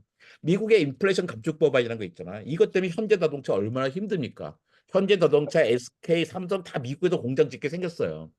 이거 덕분에 미국의 젊은이들은 엄청나게 많은 일자리가 생기고 있고요. 이산화탄소 감축 예측량도 2배가 늘어나고 있습니다. 우리에게 필요한 법이었던 거죠. 그러니까 우리가 이런 거 하면 안 되는 거예요. 야, 그 성도들에게 야, 정치 그 더러운 거야. 너 발 담글 생각도 하지 마. 그러면 안 되는 겁니다. 좋은 사람들이 정치해야 돼요. 좋은 사람이 정치하지 어문 놈들이 하잖아요. 좋은 사람들이 좋은 사람들이 전문성 쌓아서 정치를 해가지고 좋은 법을 만들어야 됩니다. 법을 뽑아서 세금을 투자하면 돼요. 그 기술에다가. 우리 자꾸 지구를 살리다 그러는데요. 지구는 살리지 않아도 돼요. 알아서 잘 있습니다. 지구는 망한 적이 없어요. 지구는 그대로 있어. 5차례 대멸종 될 때도 지구는 그대로 있었어요. 다만 누가 문제냐? 우리 인류가 문제입니다. 우리 걱정할 테지 지구 걱정할 때가 아니에요. 근데 우리가 저는 신앙인들이 이 지구에는 이렇게 온갖 종류의 심각한 문제들이 있잖아요. 그런데 우리가 신앙에서도 과학을 생각해야지 할 때 우리가 맨날 천동설, 지동설, 창조론, 진화론 하면서 시간을 다 보내면 안 되는 거죠. 지금 서울신학대학의 김영식 교수님 막 자르니 많이 그러고 있잖아요. 21세기에 지금 무슨 낭비입니까? 신학자들이 모여서 이 기후 문제를 어떻게 해결할지, 가난의 문제를 어떻게 해야 될지, 굶주림의 문제를 어떻게 해야 될지 이런 걸 논의해야 될 때 이게 창조니 진화니 가지고서 그 에너지를 다 쓰고 있습니다. 우리에게는 경제적으로 살아남기 위해서도 우리가 해야 될 그냥 누구같이 이념적인 것도 아니고 유엔이 정한 17개의 목표들이 있어요. 이런 것들을 우리가 어떻게 해야 될지를 교회가 하나씩 하나씩 챙겨봐야지 될 때라고 생각합니다. 예, 그리고 저는 딱 그러니까 갑자기 좀 그런 목사님이 있어요. 이제 과학 책 봐야겠어요. 하면서 무슨 책 보냐면요. 그 뭐 그죠. 칼 세이건의 코스모스, 그다음에 리차드 도키스의 이기적 유전자 이런 거 보십니다. 근데 목사님들은 되게 고등학교 1학년 이후로 과학을 공부해 보신 적이 없는 분들이에요. 그런데 목사님들 책을 잘 읽으셔. 독서력이 어마어마하게 뛰어나시잖아요. 독서력이 뛰어나니까 과학의 고전들을 먼저 잡으십니다. 근데 읽다가 어떻게 돼요? 아, 그걸 좀 읽어보다가 역시 나는 그 과학은 아닌가 봐요 하고 딱 그만두신단 말이에요. 그 과학의 부분에서는 약간 겸손하실 필요가 있어요. 고등학교 1학년 이후로 관심을 가졌지 않았던 과학책을 보시려면 청소년 과학책부터 다시 보는 게 시작점입니다. 아주 금방 쫓아가실 거예요. 왜 칸트도 읽어내시고 그 뭐 어려운 책도 다 읽으셨잖아요. 근데 처음에는 단순 지식들이 많이 필요합니다. 기후에 관해서도 저렇게 뭐 어려운 책보다는 파란 하늘, 빨간 지구 막 이런 책부터 시작하시고 그다음에 더 편하게 나가면 중고생을 위한 책들도 보는 것도 괜찮다고 생각합니다. 그다음에 과학에 대해서 일반적인 얘기를 하겠다. 좀 더 편하게 읽으려면 그 세 사람이 저 생화학자 천문학자 이명현, 근데 도서평론가 이권우가 새 과학자들하고 여기는 어떻게 정재승 여러분 잘 아실 거예요. 뇌과학자 정재승과 함께 살아보니 진화. 그 다음에 진화학자 장대익과 함께 살아보니 진화. 또 물리학자 김상욱 있잖아요. 그 테라 그 따시는 분. 그 사람과 살아보니 시간이란 대담집을 냈습니다. 2시간이면 다 봐요. 아, 그 과학자들은 어떻게 생각을 하는 건가? 그러니까 우리가 과학에 관심을 갖는다는 게 과학 지식을 막 쌓는 게 아니거든요. 그거 불가능합니다. 과학 지식 어떻게 쌓아요? 과학이 엄청 많은 것들은. 그러니까 과학자들이 세상을 어떻게 대하는지, 어떤 태도를 갖고 있는지, 과학자들은 어떤 방식으로 생각을 하는지로 접근하는 게 신앙과 과학이 만나는 방식일 거라고 생각합니다. 예, 여기까지 하겠습니다. 예, 감사합니다. 아유, 감사합니다. 예. 자, 뭐 너무 많은 말씀을 하셔가지고 뭐 질문을 뭘 할까 좀 이렇게 고민스러운데요. 자, 예. 여러분 오늘 이제 강의 들으시고 궁금한 거 하실 말씀 또 우리 또 강사님께 말씀하실 거 있으면 하십시오. 예, 몇 분 안 되시니까요. 다 마이크 켜고 그냥 하시면 될 것 같아요. 예, 예, 자연스럽게 하시죠. 그래서 궁금한 거 있는데요. 예, 예, 예. 말씀하시죠.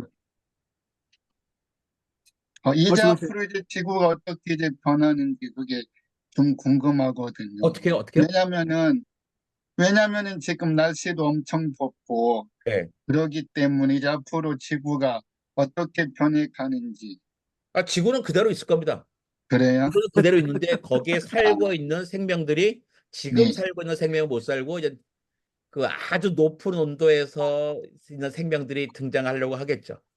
일단 그 전에 있는 생명들이 많이 사라질 거예요. 많이 사라져야 빈자리가 있어야 다른 생명이 등장할 테니까요. 그러니까 우리에게 되게 슬픕니다. 우리는 절대로 뭐 제일 먼저 사라지는 건 아니지만 이 6번째 대멸종을 지금 역사를 배운 것 치면 통과하지 못할 거란 겁니다. 근데 그럴 거냐? 저는 왜 약간 그 기술 약관주의인데요. 우리는 충분히 과학과 기술을 극복할 수 있을까 생각합니다. 쉬운 일은 아니지만 어떻게든지 해낼 거라고 생각해요. 영원히 살진 않겠지만 꽤 오래 살 거다. 신앙인들이 열심히 하면 이 정도. 제가 좀 질문 좀 예, 예. 드리겠습니다. 예, 말씀하시죠. 예, 관장님께서 아까 그 지금 기후 변화, 기후 위기 이 시대를 극복할 수 있는 과학적인 기술도 굉장히 그 눈부시게 발전을 했고, 다만 그것에 투자하지 않고 그것을 제대로 활용하고 있지 않을 뿐이다. 그런 네. 말씀을 좀 하셨습니다. 좀 예를 좀 그러니까 지금 대체 에너지, 뭐 태양광이랄지 수력, 풍력 뭐 이런 기술이 있고 그게 뭐 이렇게 가격도 싸지고 뭐 그런 말씀인지 아니면 그 말고도 다른 것들이 있는지. 그것뿐만 아니라 거창해 보면 탄소 포집 기술도 있어요. 그 뭐냐면 이미 나가 있는 탄소를 다 모아가지고 땅 깊은 곳이나 바다 깊은 곳에 묻을 수가 있고요. 또 이제는 에너지 발생하는 것뿐만 아니라 그러니까 우리의 삶을 영위하는 것에 많은 부분들이 있잖아요. 그 체제를 바꾸는 거예요. 그러니까 에너지를 조금 쓰게 하고 건물에서도 사실은 그러니까 건물이 어마어마하게 많은 에너지를 쓰고 있거든요. 전체 쓰는 에너지 3분의 1을 쓰고 있는데 건물 건축 방식대에서도 에너지 소모 없이 쓸 수 있는 것들을 우리는 이미 가지고 있죠. 그리고 그 하수, 은행 각각의 분야에 있는데요. 그게 플랜 위드 드로우라고 하는 책이 있는데 한 100가지 이상의 기술들이 아주 잘 설명이 되어 있어요. 그러니까 이미 이 가질 거는 이미 다 가지고 있다고 생각을 하셔도 될 정도입니다.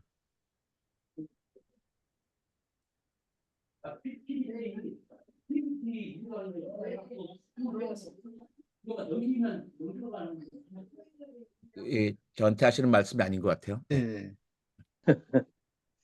근데 이제 근데 이제 문제는 강사님께서 말씀하신 대로 그런 부분이 이제 정책적으로 좀 이렇게 그 제도화되고 시스템화돼야 되는데 사실은 이제 힘 있는 뭐 권력자라든지 힘 있는 사람들이 그 자기들 권력 유지하는 데만 관심이 있지 그 정책적으로 이렇게 뭐 그 이 조금 삶의 질을 좀 이렇게 바꾸는 그런 부분에 있어서 관심이 별로 없다는 이야기죠.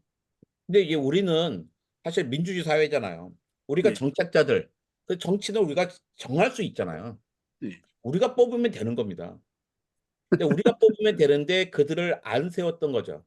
되게 잘못 뽑으니까. 안타깝게 이건 사실은 시민들이 거기에 관심이 없으니까 우리가 뽑을 때 윤석열이 왜 심판해야지 막 이런 식인 거지. 예. 거기에서 어떤 기후 문제 뭐 해서 그 주요 이슈가 되지 않은 거예요. 예를 들어서 우리 녹색정의당에서 그 영입인재 1번이 기후 전문가였어요. 조철호 박사였는데 조철호 박사 기후 전문가들을 영입인재 해놓고선 비례 8번에 배치했어요. 아니 녹색정의당이 마무리 돼야지 한 명, 두 명 되는 거였잖아요. 한 명도 안 됐지만. 그러니까 기본적으로 녹색정의당 자체도 이름 녹색정의당이지만 여기에서 자기 기후 전문가들을 국회에 보낼 생각은 사실 없었던 거예요. 제가 보기에는. 그냥 자기네의 알리바이를 전 세웠다고 생각합니다. 이 녹색정의당 분 계시면 되게 죄송한데, 예, 그건 사실인 거예요. 어느 네. 정당도 거기에 관심을 갖지 않았는 게 왜 그러냐면 그게 기후 문제가 자기가 당선되고 안 되고의 중요한 요소가 아니기 때문인 거죠. 아니 시민들이 성도들이 거기 관심이 없었기 때문입니다. 그러니까 이것은 그냥 정치 너네들 나쁜 놈들이야 하면 소용이 없어요. 왜? 그 사람들은 당선이 가장 큰 목적인 사람들인 거잖아요. 그게 나쁜 태도는 아닙니다. 우리는 지도자를 뽑는 게 아니잖아요. 우리가 지금 옛날 봉건 사회에 막 선생님, 김대중 선생님 지도자를 뽑는 게 아니란 말이에요. 이제는 우리의 신분권을 뽑아야 되는 거예요. 우리 시민들이 권력을 가지고 있는데 우리의 신분권을 안 뽑고 그냥 우리 팬처럼 돼버린 거죠. 그러니까 우리 이게 정치의식이 먼저 바뀌어야 된다고 생각해요. 내 신분권을 뽑아야겠다 생각하는 거죠. 그래서 이제 목사님도 나가시고 성도들 막 내보내야 되는 거예요.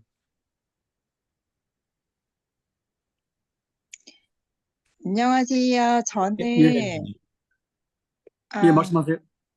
네, 저는 YMCA 직원이에요. 그래서 이런 강의를 정말 수도 없이 들었는데 제일 너무너무 재밌어가지고 제가 진짜 끝까지 너무 잘 들었거든요. 예, 혹시 감사합니다. 관장님 여수에 오실 생각은 없으신가요? 여수에 갑니다. 여수에 언제 오세요? 언제 가냐면요. 잠깐만요. 이거 충무고. 내 충무고등학교에 가거든요. 충무고. 충무고. 진짜요? 네?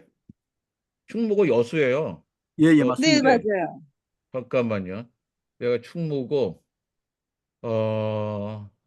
충무고 여수 충무공 탄신일이고 그 중요한데 충무고 가는 날이 있어요. 예. 아니 어쨌든 여수 갑니다. 저는 이렇게 여수에서 여수 어디예요? 여수 동초등학교 나왔어요. 그러세요? 제가 여수 동초등학교 나와가지고 여수하고 거의 인연이 3일면 깊으십니다. 월레리 살았습니다. 그래가지고 여수에서 부르면 무조건 가요. 예. 무조건 제가 날짜 본 맞춰서 적이 무조건 3일만 가니까. 원래입니다. 그러세요? 3일만 원래리 704번지. 그래요? 저는 3일면 월레리 살았습니다. 저도. 그래서 거기서부터 동초까지 다니느라고 정말 고생이 많았어요. 예. 지금은 그 원래가 전부가 다 이제 GS 칼텍스 공장이 돼버렸습니다. 예. 예. 저희 아버지가 그 GX 칼텍스에 저거였어요. 소방관이었습니다. 그래서 거기 가서 예. 예. 옛날 호남정류. 예, 맞습니다. 그 호남정류 시절이었습니다. 예. 잠깐만요. 여기 어디 갔을까? 예. 관장님, 예. 충무고 오실 때 잠깐만요. 그 올 때 막 저도 일정 어떻게 될지 모르는데 제가 제 메일 주소 찍어 말씀해 테니까요. 주세요. 예, 제가 메일 주소를 지금 찍고 있거든요. 거기다가 저한테 따로 연락을 주세요. 뭐 오세요 하면 제가 여수시에서 어떻게 만나겠어요? 보셨습니까? 예. 펭귄 아, 전선 아니, 골뱅이닷컴. 예, 미리 연락을 주십시오. 제가 왜못 찾겠나 여수 충무고 가는데. 예, 네. 그렇습니다. 예, 다음 질문 주시죠. 예. 또 질문하십시오.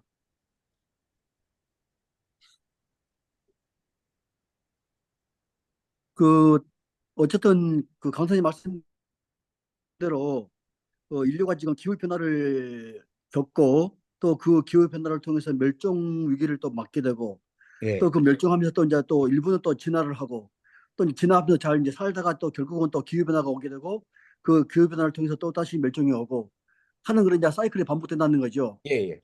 예, 그래서 이제 이것을 어떻게든지 이제 이것이 이제 사이클이 반복되는 그런 부분이 있으니까 우리는 어쩔 수 없는 거지만은 그럼에도 불구하고 그 사이클을 좀 늦추거나 아니면 조금 완화할 수 있는 그런 방법은 있는데 지금 이제 강사님 말씀대로 이제 정책적으로 좀 이렇게 예산을 좀 이렇게 투입하고 관심을 갖게 되면 그걸 좀 이렇게 늦추거나 좀 이렇게 완화시킬 수 있는 그런 방법이 있는데 지금 현재는 이제 그것이 좀 이렇게 어렵다는 그런 말씀을 하고 그러니까 계시고 이게 근데 사람들은 특히 예, 자본가들은 계속 돈을 벌겠다 그런 욕심이 있잖아요. 근데 그 욕심에 정말로 성실하기 때문에 계속 이 사회가 지속 가능해야지 계속 돈을 벌잖아요. 예, 자본가들은 제일 빨리 변해요. 재밌는 게 예, 그러니까 자본가들이 이렇게 새로운 환경 규제를 만들려고 하잖아요. 예, 자본가들이 무조건 막습니다. 환경 그렇죠. 규제 못 만들게. 예, 근데 규제가 생기잖아요. 제일 먼저 적응해요. 왜? 음, 계속 돈을 벌어야 되니까.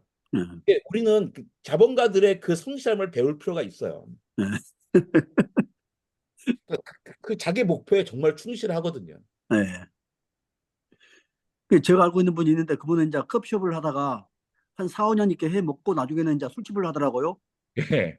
술집행보다 또 나중에는 또 이제 뭘 다른 걸 하는데 하여튼 그 사람은 우리 옆에서 볼 때 참 돈을 기가 막히게 그 돈 흐르는 그 방향을 그 길을 잘 알고 이렇게 잘 따라가는 것 같은데 지금 말씀하신 건 공감이 가고요. 어쨌든 이제 그럼에도 불구하고 우리가 일이 지금 이렇게 뭐 그 그 기후 변화가 이렇게 급상승하고 있는 그런 부분에서 어쨌든 우리 인류가 또 이제 지금 강사님 말씀대로 하게 되면 뭐 살아남긴 살아남겠지만은 과거에 우리가 그 생각해 보게 되면 봄과 가을이 또렷했고 살기가 좀 이렇게 좀 여유가 있었는데 지금은 어쨌든 아까 통계도 나왔긴 했지만은 어쨌든 여름이 길고 또 겨울이 짧아지고 하는 그런 과정이 가는 부분에서 살아가는 것이 너무나 이렇게 기후적으로 환경적으로 이렇게 어려운 그런 상황인데 어쨌든 그럼에도 불구하고 지금 뭐 정책 아까 말씀하셨던 그 뭐 정치하는 사람들 정책을 위반하는 사람들이 좀 제대로 돼가지고 그 인류에게 좀 이렇게 뭐 사람이 살기 좋은 그런 그 환경을 만들기 위해서 그좀 관심을 가지면 좋겠지만 그렇지 않는 범위 내에서는 혼자서 우리가 손 놓을 수는 없는 거니까 그래서 이제 뭐 텀블러를 쓰자 뭐 플라스틱을 줄이자 하는 이런 다양한 시도를 해야 되겠지만은 저는 이제 좀 개인적으로 예. 어쨌든 우리가 지금 뭐 그 뭐 햇발전소 이제 세우는 것이 문제가 되니까 우리가 어쨌든 좀 이렇게 생각 있는 사람들이 좀 모여서 연구를 좀 해서 그 지붕 옥상에다가 좀 이렇게 그 태양광 그 이 패널 이걸 예. 좀 이렇게 저렴하게 좀 이렇게 그 설치할 수 있는 그런 시스템 혹은 뭐 그 반란기를 만들어서 풍력 발전을 좀 이렇게 일으켜서 그걸 각 가정에서 한두 등이라도 전기불을 좀 이렇게 좀 이렇게 전력에 쓸 수 있는 그런 시스템이 좀 필요하겠다 그런 생각이 드는데 그 생각에 대해서 어찌 아니 생각하실지 그건 뭐 궁금합니다. 예전에도 막 했어요. 사실 되게 간단한 건데요. 그러니까 법을 만들어서 그걸 지원금을 주면 됩니다. 보조금을 줘서 집집마다 달면 돼요. 음, 한참 하다가 갑자기 쭉 이렇게 끊어져 버린 거잖아요. 옛날에 그 비쌀 때는 막 보조금 주면서 막 하게 했었는데 가격이 엄청나게 떨어졌는데 정부 바뀌면서 거의 관심이 없어진 거잖아요. 그걸 계속하면 되고요. 예, 또 그것도 이제 할 수 있는 게 정책이죠. 많아요. 그러니까 개인이 할 수 있는 게 가장 큰 게 뭐냐면 첫 번째가 대중교통 타는 겁니다. 음, 근데 뭐 촌에서는 안 돼요. 뭐 장성 양구에서 어떻게 하겠어요. 적어도 서울, 경기, 뭐 광주 이런 데 있잖아요. 서울, 경기 같은 데는 제 주장이 이거예요. 뭐냐면 대중교통 무료로 하자. 아, 그러니까 지금 뭐 거기에 무슨 기후 무슨 정의 카드 막 이런 거 있잖아요. 아예 무료로 예, 해버린 거예요. 차를 갖고 온 사람들에게는 막 비싸게 하고 오슬로가 오슬로 시내 한복판이 1시간 주차비가 8만 원입니다. 그 사람들이 우리처럼 터무니없게 부자가 아니거든요. 급해 타갖고 와, 부자에 타갖고 와. 사실 돈 많이 내. 그 네. 대신 대중교통을 편하게 해줘서 여기 대충 다 공짜로 하게 할 거야. 우리나라는 정말로 운 좋은 게요. 2천만 명이 서울, 경기 조그만 데 다 모여 있어요. 네. 다 모여 있어서 되게 그 부분을 쉽게 극복할 수 있어요. 네. 네. 대중교통이 제일 큰 거고, 도시 사람들이 하기에는. 두 번째가 아까 말씀드린 소고기예요. 소고기 적어도 교회에서는 소고기 안 먹겠다 하는 거 있잖아요. 그다음에 좀 더 적극적으로 나가서 이제 저희 우리 교회에서 했다가 욕만 먹었는데요. 교회도 7, 8월, 그다음에 12월, 1월 1년에 넉 달은 쉬자. 옛날처럼 줌으로 하자는 겁니다. 우리 해봤잖아요. 줌으로 하는데 잘 됐어요.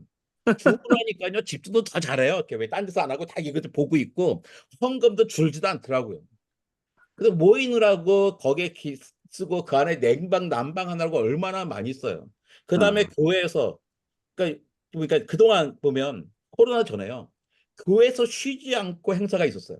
교회 네. 예배만 보고 가는 게 아니라 거의 매주에 뭔가는 행사가 있습니다. 그래서 있죠. 행사 때 저기 피곤했어요. 네. 그래서 교회만 갔다 오면 완전 녹토가 돼버리는데 딱 줌으로 하니까 딱 예배만 딱 집중해서 하게 되는 거예요. 근데 목사님들도 부목사님들이 그동안 얼마나 힘들었습니까? 그 온갖 그 행사하느라고 앞뒤로 그냥 기타 치고 그게 뭐예요? 그 뭐야 싱어롱 하고 오가면서 봉고차 몰고 어느 날부터 우리나라의 그 부교육자 뽑을 때 부교육자의 가장 기본적인 소양이 뭐였어요? 운전, 일종 운전과 악기 다루는 거였어요. 저 되게 한번 점검해야 될 문제를 생각합니다. 운전과 악기 다루고 노래 잘하는 게 목회자의 가장 중요한 소양이냐.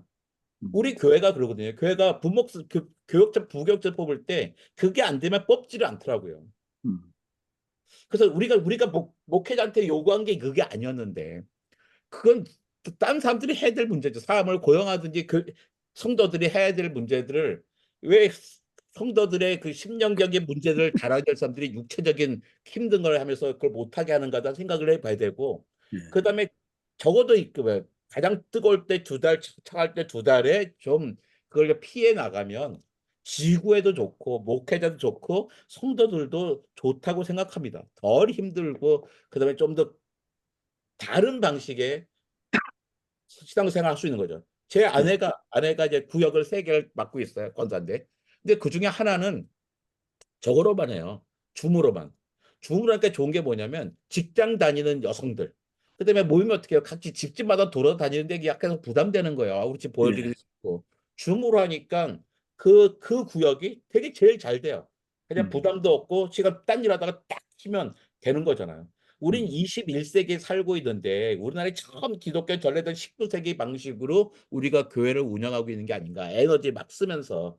21세기 방식을 좀 고민해야 되지 않을까라고 저는 생각합니다. 예. 일부는 공감한 부분이 있습니다. 자, 또 질문하십시오. 예, 제가 예, 말씀하십시오.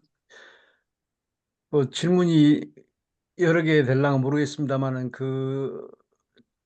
아까 창조와 진화에 대해서 이제는 뭐 이야기하지 말자 이렇게 했는데 좀 이렇게 혼란스러운 것 같기는 한데 어떤 사람은 뭐 창조적 진화론 이렇게 이야기를 하는 것 같은데 이번에 박영식 교수 서울신대 징계 관계도 보니까는 이제 창조과학계 그쪽 편에 쓰지 않은 것 같기도 해요. 그래서 이제 그러면서도 이렇게 진화에 대해서는 좀 이렇게 또 반대하는 것 같고 이제 성결교 쪽이니까요.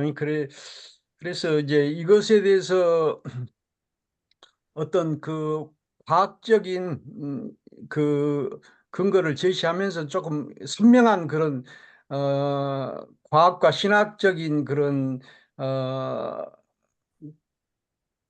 어떤 이런 결론을 좀 이렇게 할 필요가 있다 이런 생각을 하면서 지금 이 신앙과 과학의 어떤 충돌 도킨스가 한 사람이 정신 이렇게 이상이 되면은 미쳤다고 온 세상 사람들이 미친 것을 종교라고 하면서 앞으로는 종교가 없어질 것이라고 그러는데 종교는 없어지지 않은데 이제 신앙과 과학이 충돌하는 것인가 하는 첫 번째 그 질문이고, 두 번째로는 하나씩 아까 하죠. 하나. 지금 기억 못하니까 하나씩 예, 예. 하겠습니다. 일단 네. 도킨스에 대해서 저는 네. 도킨스는 별로 이렇게 훌륭한 사람이 아니라 생각해요. 왜냐하면 도킨스는 최고의 생물학자인데 그가 겨루는 사람들은요 최고의 신학자가 아니에요. 그냥 부흥사입니다. 네, 부흥사님을 폄훼하는 게 아니라 어떤 자기의 수준이 아닌 되게 부흥사랑 싸우려고 하고 있고, 저는 도킨스의 생각에 지지 않습니다. 그래서 도킨스를 몇 번 만나긴 했지만 훌륭한 과학자지만 제 생각과는 다른 거예요. 저는 그 종교인이고 그냥 그건 뭐 그 신앙을 각자 가지면 되는 건데, 그 창조와 진화의 문제에 있어 창조를 부정하지 못하죠. 하나님이 우리 창조했어요. 창조는 당연한 겁니다. 크리에이션은 당연한 건데, 크리에이션니즘, 창조주의가 뭐냐면 창조과학입니다. 아, 이거 박영식 교수님이 창조과학을 부인한 게 문제인 것 같은데, 창조과학은 부인해야 되는 거예요. 창조과학은 대한민국 기독교를 좀먹고 있는 정말 최악의 집단이에요. 그게 없었어야 되는 거예요. 그러니까 정상적인, 그러니까 교회에 창조과학이 있으면서 정상적인 과학신앙인이 있지 못하게 하는 거거든요. 그러니까 저는 과학자로서 창조를 받아들입니다. 하나님이 창조하셨어요. 근데 창조과학자들의 그 터무니없는 생각이 안 나요. 창조과학자는 뭐예요? 지구가 6천 년이야. 여러분, 지구가 6천 년이라고 받아들일 수 있습니까? 말도 안 되는 거잖아요. 우리 진화의 증거는 무수히 많단 말이에요. 근데 그 무수히 많으면 그걸 어떻게 재해석해야 되는 거죠. 그래서 저는 창조는 됐는데 하나님이 창조하셨다. 어떤 방식으로? 진화라는 방식으로 생각합니다. 흔히 말하는 유신 진화론이에요. 딱 그렇게 한지 보죠. 이 두 가지를 생각해 볼게요. 이런 거예요. 어떤 로봇 만드는 기술자가 있는데 한 기술자 만든 로봇은요 만든 그대로예요. 다른 기술자가 만든 로봇은요 환경에 따라 자기를 바꿔요. 그럼 있는 그대로를 만든 기술자와 환경에 따라 바뀌는 로봇을 만든 기술자가 누가 더 능력이 뛰어난 걸까요? 환경에 따라 변하는 로봇을 만든 기술자가 더 뛰어난 기술자잖아요. 두 엄마가 있는데 한 엄마는 자기 애의 생활을요 분단위로 쫙 짜놓고서 요것을 꼼짝도 못하게 해요. 또 어떤 엄마는 아이에게 나름대로 자율권을 주면서 아이가 스스로 이 환경에서 발전해 나가길 합니다. 그러면 분단위로 짜주는 엄마랑 스스로 환경에 적응하게 하는 엄마랑 누가 더 하나님의 성품에 가까울까요? 저는 진화야말로 하나님이 선택할 수 있는 가장 좋은 창조의 방식이라고 생각합니다. 제가 이런 얘기하면 이제 저 주민이니까 이런 얘기하는 거예요. 마주보고 있으면 이런 얘기 못합니다. 정말이에요. 뒤에 뭐가 날라올지 몰라요. 그러니까 교회에서 가서 얘기할 때는 절대로 얘기 못합니다. 이게 주민이니까 내가 안심하고 이해할 수 있는 거예요. 근데 제 심정이에요. 그 신앙을 가지고 있는 대부분의 과학자들이 이렇게 생각합니다. 근데 왜 교회에서 얘기하지 않아? 맞을까 봐요. 우리 NCC에서는 또, 이런 이야기 마음대로 하셔도 됩니다. 한 목사님 또, NCC인데 우리 교회도 NCC 속속 교회예요. 근데 아니 안 그러더라고요. 그리고 그 재생에너지가 이제 원자력에서 이제 풍력 그 또 태양광 이렇게 가야 한다는 것이 맞는 것 같은데, 네. 제가 이제 농촌에 있으면서 그 태양광 반대 운동을 좀 했거든요. 그래가지고 그 경찰서도 가고 이제 공무집행 방해도 되고 해가는데, 너무 이렇게 그 농촌 환경을 파괴해버리니까, 그리고 또 이제 그 어촌 같은 데는 거기다 염전 같은 것도 안 하고 그냥 그 하다 보니까는, 그리고 이제 문재인 정부가 지나고 나서는 이제 그 태양광에 대한 지원이 또 떨어지니까 여러 가지 좀 그 환경을 그 개선하기 위해서 한 재생에너지라 하면서 이 농촌, 어촌 이런 환경을 또 파괴해버리고 그래서 그 좀 그래도 이렇게 네, 무슨 재생에너지로 말인지 가야 알겠습니다. 한다는 것이 맞는 말이란 말이죠. 저는 이때 왜 목사님 말씀에 동감하고요. 저도 보기 안 좋고 막 그러잖아요. 근데 거기는 사실 개인의 욕망들이 너무나 개입해 있는 거예요. 환경을 농촌 풍경을 해치지 않고 살 수 있는 방법인데 가장 싼 방법이었거든요. 근데 요즘은 또 그때 태양광이 비싸니까 패널이 비싸니까 비스마트에서 했는데 요 태양광 패널 너무 싸니까 사실 벽에다 붙여도 돼요. 벽에다 붙이면 어떻게 되냐면 해가 지나가면 해를 못 쬐잖아요. 그것도 괜찮아요. 워낙 싸졌으니까 양쪽 벽에 붙여서 다음에도 또 오전에 이쪽 담에서 있고 이제 이쪽에서 해도 됩니다. 그러니까 그걸 안 써도 되는 게 있고 그다음에 또 우리가 너무나 순결하려고 하는 게 있어요. 어떤 게 있냐면 해상 풍력 발전이 있잖아요. 해상 풍력 발전 때문에 어디 갔더니 그 경관을 해친다 그래요. 제가 그 제주도 갔는데요. 그 해상 풍력 발전소가 제 손톱보다 작게 보여요. 이게 어마어마하게 커다랗게 보이는 게 아니잖아요. 그래서 우리가 너무하는 거 아닌가? 우리가 둘 중에 하나 선택해야 되는 거 100%는 없습니다. 뭔가 타협을 봐야 되는데 에너지 전환해야 돼. 에너지 전환해야 되는데 우리 동네는 안 그랬으면 좋겠어가 되는 거예요. 그러니까 결국 그게 뭐냐면 너네 동네에 원자력 발전소 지어가 되는 거잖아요. 원자력 발전소 제일 좋은 최적지가 어딥니까? 여의도예요. 왜냐면 여의도는 물도 많잖아요. 그래서 바르게 전기 쓸 사람도 거기 있습니다. 왜 엄청나게 높은 송전탑이 있잖아요. 왜 맞습니까? 멀리 있으니까 전압을 높여가지고 보내했거든요. 근데 재밌는 게 제 친구 한 명이 송전탑 반대 운동을 해요. 그 삼보일배학으로입니다. 근데 걔는 또 원자력을 또 찬성해요. 야, 너 둘 중에 하나만 해라.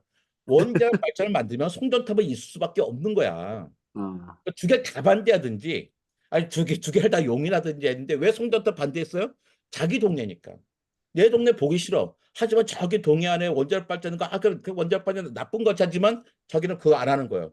근데 여기는 송전탑 뭐 하고. 그래가지고 이제 그 부분에서 모든 사람을 다 만족시키는 수는 없고요. 이게 타협 보는 분이 필요하다고 생각해요. 그리고 그 이제 태양광 만들었던 것들을 이제는 옛날 측에 좀 더 높인다든지 다른 방식으로 좀 슬슬 고쳐 나가야 된다고 생각합니다. 이제는 패널이 싸져가지고요. 충분히 할 수 있는 때가 됐어요. 근데 쌀 때 안 하고 있죠. 비쌀 때 하고 있다가. 그, 예, 그 예, 책을 또 아까 말씀. 이야기하셨는데 이기적 유전자나 코스모스 이 책은 좀 어려운 것 같긴 하대요. 그런데 이제 목사님들이 이제 과학에 대해서 잘 모르니까 아까 그 새로운 그 쉬운 책을 소개해 주기도 하셨는데 어, 지난번에 그 정지승 그 과학자가 강연을 하는데 이 혈액형과 그 성격하고는 무관하다고 또 그런 이야기를 해서 기존에 우리가 그렇게 알았는데 새롭게 이렇게 또 알게 되고 그래서 MBTI도 마찬가지로 생각합니다. MBTI도 혈액형은 뭐 16가지밖에 안 되는데 어떻게 사람을 16개 나누겠어요. 예. 사상 의설도 똑같은 거고요. 예. 그래서 목사님들이 과학에 대해서 전혀 좀 잘 모르고 그래서 그 아까 책을 소개해 주긴 했는데 좀 코스모스 같은 경우는 참 어려운 것 같아요. 한번 예, 읽어보긴 그런 거 했는데 말고요. 그렇게 교회 어린 아이들이 보는 책부터 시작해도 좋겠어요. 그다음에 예. 목사님들이요 지금 과학 못합니다. 지금 얼마나 바쁘세요. 바쁜데 어떻게 그 과학 어쩌다 한번 만나는 거지 과학 공부 어떡합니까? 그거 포기하세요. 포기하시고 뭘 해야 되냐면 신학교 안에다가 지금 신학하는 사람들에게 과학을 배우게 시켜야지. 뭐 지금 목사님들이 그걸 어떻게 합니까? 그러니까 계속 얘기해서 신학대학에 과학 수업을 만들어라. 라고 이제 시키시면 되는 거지. 여러분이 목사님들이 이미 다 이제는 지금도 하시는 일이 많은데 쫓아가지도 못합니다. 그러니까 포기하시고 내가 저들을 위해서 내가 그 기회를 만들고 생각하시면 되지. 예, 내가 직접 지금 하겠다 방법이 없습니다. 지금 하신 대학에는 그 전철 교수라고 예, 그 신학과, 한신대 교수님이요. 예, 신학과 과학과에 만남해가지고 그 작업을 계속 하고 있거든요. 예, 저도 거기서 강의 2번 예, 예, 해봤습니다.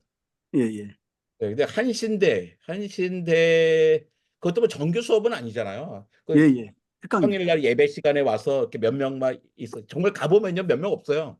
몇 명, 대학원생 중심 몇 명 있고 저는 학부생, 대학원생들 정규 과목으로 과학 아, 수업이 있어야 된다 생각합니다. 예, 예. 자, 또 질문 없습니까? 근데 오늘 강사님께서 너무나 결론을 확실히 내주셨어요. 어쨌든 이 부분이 정치하는 사람들이 좀 이렇게 사명감을 가지고 좀 정책적으로 좀 이렇게 접근을 해야 된다. 이제 그렇게 결론을 버리시니까 사실은 뭐 지금 말씀하신 우리 개인적으로 뭐 텀블러 쓰는 것 또 뭐 저 재활용 뭐 저 그 분리수거하는 것 이런 것들도 사실은 지역적인 문제긴 하지만은 어쨌든 우리 이제 일반 시민들이 할 수 있는 그런 뭐 지구를 살리는 일, 지구를 살리는 저는 이제 환경운동연합 그 공동장을 하고 있는데 지구를 살립시다 이렇게 이야기를 이렇게 해왔는데 또 강사님께서 뭐 지구는 그대로 있으니까 살리는 것이 아니다 이렇게 말씀해 버리시니까 지구 걱정하면 안 되고요. 저는 그 교회에서는 이런 거 했으면 좋겠어요. 예, 교회 건축 다시 하잖아요. 예, 교회 건축을 할 때 그 에너지를 덜 쓰고 환경적으로 지을 수 있는 뭐 예. 표준을 좀 만들어 봤으면 좋겠어요. 아, 그러니까 교회는 뭐 각자 다 멋있게 만드는데 그러지 음, 말고 최대한 지구를 살릴 수 있는 방식의 교회 음. 건축은 어떤 것일까? 예, 예, 예. 그 교단 차원에서 뭐 충분히 그 표준을 만들 수 있을 까 생각하거든요. 굉장히 좋은 아이디어. 근데 그것이 이제 뭐 지혜를 이용한다든지 막 여러 가지 다양한 방법이 있다고 그러는데 또 그렇게 하려면 또 그 건축 비용이 또 엄청나게 또 들어가야 되잖아요. 돈 써야죠. 그러니까 그게 돈 안 쓰면 안 돼요. 돈 써야 됩니다. 그러면서 더 성공하라고 그러고요. 예, 돈 써야죠. 돈 안 쓰고는 방법이 없습니다. 예, 예, 그러면서 아예 그 교회 법도 만들어도 돼요. 그러니까 그런 종교 시설, 절이나 교회나 이렇게 친환경으로 만들 때 법으로 그 보조금을 줄 수 있게끔 하면 됩니다. 우리나라 음, 종교인들도 많은데 충분히 음, 가능합니다. 예. 그래서 이제 저는 이제 어쨌든 개인적으로 지금 강사님께서 말씀하셨던 그런 정책적인 부분이 참 중요하다는 생각이 들고 또 하나는 이제 그렇게 이제 국가적으로 정부적으로 이렇게 정책적으로 할 뿐만 아니라 또 각 가정적으로 뭐 교회적으로 사회적으로 또 이렇게 어쨌든 환경을 좀 이렇게 회복을 하고 생태계를 회복하는 그런 방법들이 다양하게 좀 이렇게 활동들이 연구돼야 된다고 생각해서 지금까지는 이제 환경운동이라고 하는 것이 뭐 구두선에 불과했고 이랬는데 운동에 불과했는데 이제는 삶으로 실천으로 돼야 된다라고 생각하고 그런 것들을 이제 실천할 수 있는 그런 방법들이 좀 다양하게 좀 이렇게 나와야 된다고 생각을 합니다. 아까 말씀하신 소고기를 이제 안 먹는 것도 좀 하나의 방법이고 한데 이제 그런 걸 좀 이제 줄여야 되겠죠. 그러니까 그런 거 이렇게 왜 목사님들 왜 성도들이 대접하잖아요. 예. 근데 소고기는 빼라. 적어도 우리 저희들 먹을 때는 우리끼리는 예. 그냥 개인적으로 먹어라. 개인적으로 먹어야 되는데 예. 이렇게 먹을 때만 해봐야지. 그거만 좀 바꿔봐도 사실 그거 큽니다. 예. 예. 그렇죠. 네. 예, 그런 것들이 이제 교회에서 좀 이렇게 그 실천이 되게 되면 또 그걸 통해서 또 이제 교인들이 좀그 변화가 되고 하는 거니까. 정민지 목사님 질문 있으면 하십시오. 예, 관장님, 아까 책은 뭐 이렇게 소개를 해주셨고요. 그 관장님이 기독교인들이 꼭 좀 이런 다큐나 영화는 꼭 좀 봤으면 좋겠다 싶은 그 떠오르는 거 있으면 좀 소개를 좀 해주시면 좋겠네요. 글쎄요, 저는 잘 모르겠는데요. 어떤 다큐가 있었죠? 제가 사실 텔레비전을 안 봐서. 아니, 영화나 다큐 영화 가운데 좀 과학과 좀 친해질 수 있는, 아까 친해서 좀 마션. 예, 아, 마션 되게 재밌게 봤어요. 마션. 그러니까 되게 보면 그게 무슨 그냥 단순히 화성에 떨어지는 사람들이 삶을 한 명의 개척하려고 보는 거잖아요. 되게 과학적으로 기술적으로 잘 만들어진 영화더라고요. 근데 그런 거 음, 한번 그런 거 보면서 음, 과학과 친해질 수 있는 기회가 되지 않을까라는 음, 생각 많이 합니다. 예. 음. 교회에서 좀 일상적으로 과학과 친해질 수 있는 그런 것들은 뭐가 있을까요? 그래서 과학과 친해질 게 뭐가 있어요? 과학에서 예술과 친해지는 게 뭐가 있나요? 과학에서 경제랑 친해질 게 뭐가 있나요? 교회에서 어느 거 없잖아요. 예, 별로. 그런 거 별로 아니, 없습니다. 이제 네. 이런 강연 자체도 하나의 방법일 텐데, 네. 이 아마 관장님을 교회에서는 잘 안 부를 것 같아요. 이거 많이 갑니다. 아, 그렇습니까? 네, 매달 갑니다. 전국 다 다녀요. 근데 아, 분위기 되게 달라요. 그래서, 예, 그 되게 공감해 주는 교회가 있고 막 예, 화내는 교회 있어요. 예. 목사님 왜 저런 사람 불렀어요? 막 그럽니다. 네, 그런데 막 욕하는 교회 있잖아요. 욕하는 교회. 무섭게 나온 교회. 네, 그런 데서 사람이 많이 주시고 그러더라고요. 이렇게 생각하시고 이게 왜 그러냐면 그러니까 목사님들이 사실 성도들을 잘 몰라서 그러세요. 그러니까 궁금하신 거예요. 우리 교회 성도들이 어디까지가 말이 통하는 데인가 해가지고 목사님 스스로 얘기 못 하시고 불러가지고 얘기하는 거죠. 그래가지고 예. 그런가 보다 보니 그 좀 더 나가시는 거고 왜 저런 사람 불렀어요 하면 우리 교회 성도들은 거기까지 아닌가 보다 요 아래에서 네. 하시려고 하는 것 같아요. 네. 제가 그 적절하게 얘기할 때보다 조금씩 나가서 그 한계를 찾아보려고 합니다. 네. 네, 관장님, 저는 이 질문이라기보다 이제 들으면서 이렇게 해야 되겠다라는 생각이 드는, 오늘 이제 저희가 여수 노회도 했는데, 그 교회에서도 정책적으로 좀 이렇게 모임을 줄여야 되겠다. 그래서 그런 거를 좀 정책으로 내서, 헌의안을 내서, 공식적으로 이를테면 수요 예배 같은 걸 없애자. 이게 그냥 목사가 편하게 한 게 아니라, 지구를 살리고 사람을 살리는 일이다. 이렇게 하고, 아까 말씀하신 대로 교회 식당은 적어도 소고기 쓰지 말자. 이런 거 하고 하면, 또 모임을 줄이면 또 목사님도 공부도 더 할 수 있을 것 같아요. 저는 사실 제가 좀 시간 내서 코스모스하고 그 이기적 유전자 읽었는데 엄청난 감명을 받았거든요. 네, 그래서, 그런 공부도 더 할 수 있는 시간이 되지 않을까. 그리고 교회가 좀 이렇게, 제 생각에는 좀 이렇게, 농어촌으로 좀 흩어지는 교회, 그런 식으로 하는 게 실천 방안이 되지 않을까. 그런 생각이 들었습니다. 또 저는 큰 교회가 이제 버스 운영하지 말아야 된다 생각합니다. 바로 옆에 교회 놔두고서 그 멀리 가잖아요. 그다음에 저 지금 근데 교회에 주차장 없애자.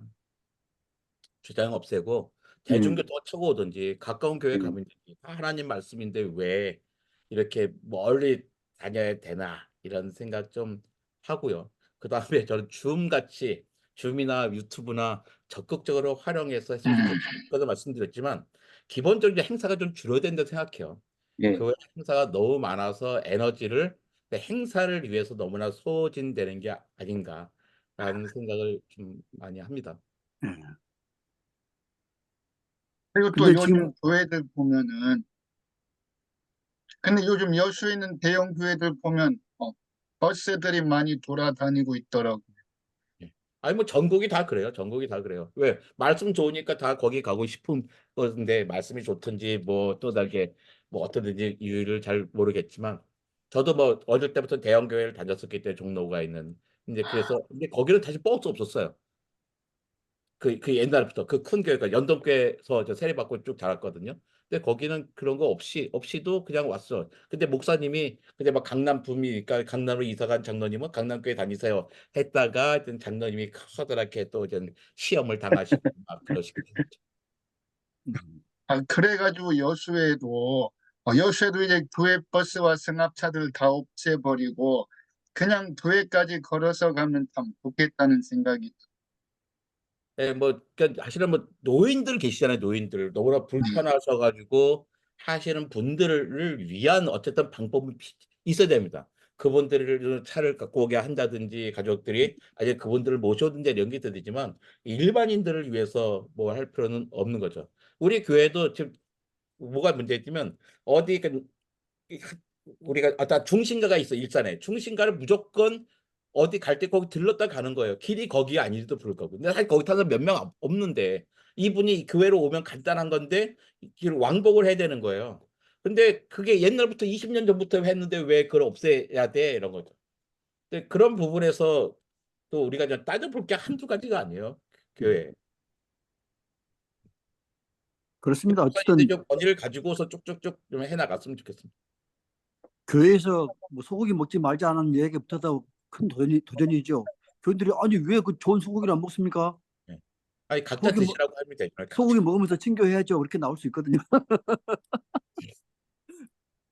자, 또 하실 말씀 있으면 하십시오. 마무리해야 될 것 같습니다. 여기 뭐 지금 사실 상관없는 얘기인데 충무 혹시 오성일 목사님은 오충일 목사님과 어떤 관계가 있으십니까? 전혀 없습니다. 그 충무고에는 일을 그저 특강하러 오시는가요?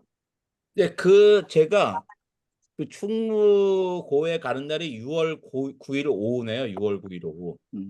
그래서 6월 8일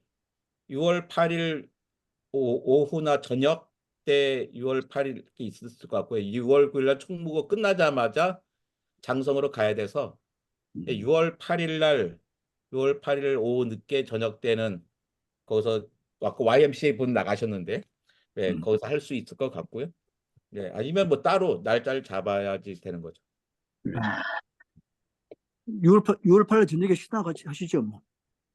예, 월요일인데 목사님 쉬신 날이십니다. 저녁 식사하면서 쉬시죠.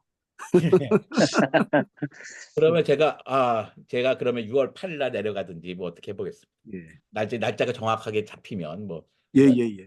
다시 연락하시죠. 네. 자, 또 하신 우리 말씀 하시고 관장님은 아니면 오늘 한 번 강의 듣기는 너무 아깝고 자주 들어야 될 것 같아요. 예, 지금 오늘 말씀하신 분야 말고도 굉장히 하실 이야기가 많을 것 같은데. 예, 예.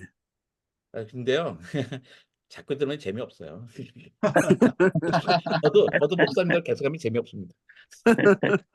그 교회 청년 뭐 이런 식의 뭐 또 다른 거 있잖아요. 뭐 오후에 뭐 이런 식의 그 불러주시면 날짜 맞춰서 이렇게 어떻게 해보도록 하겠습니다. 예. 네. 뭐 오후 여기 지금 예배나 너무나 안전한 모임이잖아요. 다 NCC 목사님, 가보다 가장 진보적인 목사님들이 계시고 주비라서 멀리 떨어져 있고 저는 되게 안전한.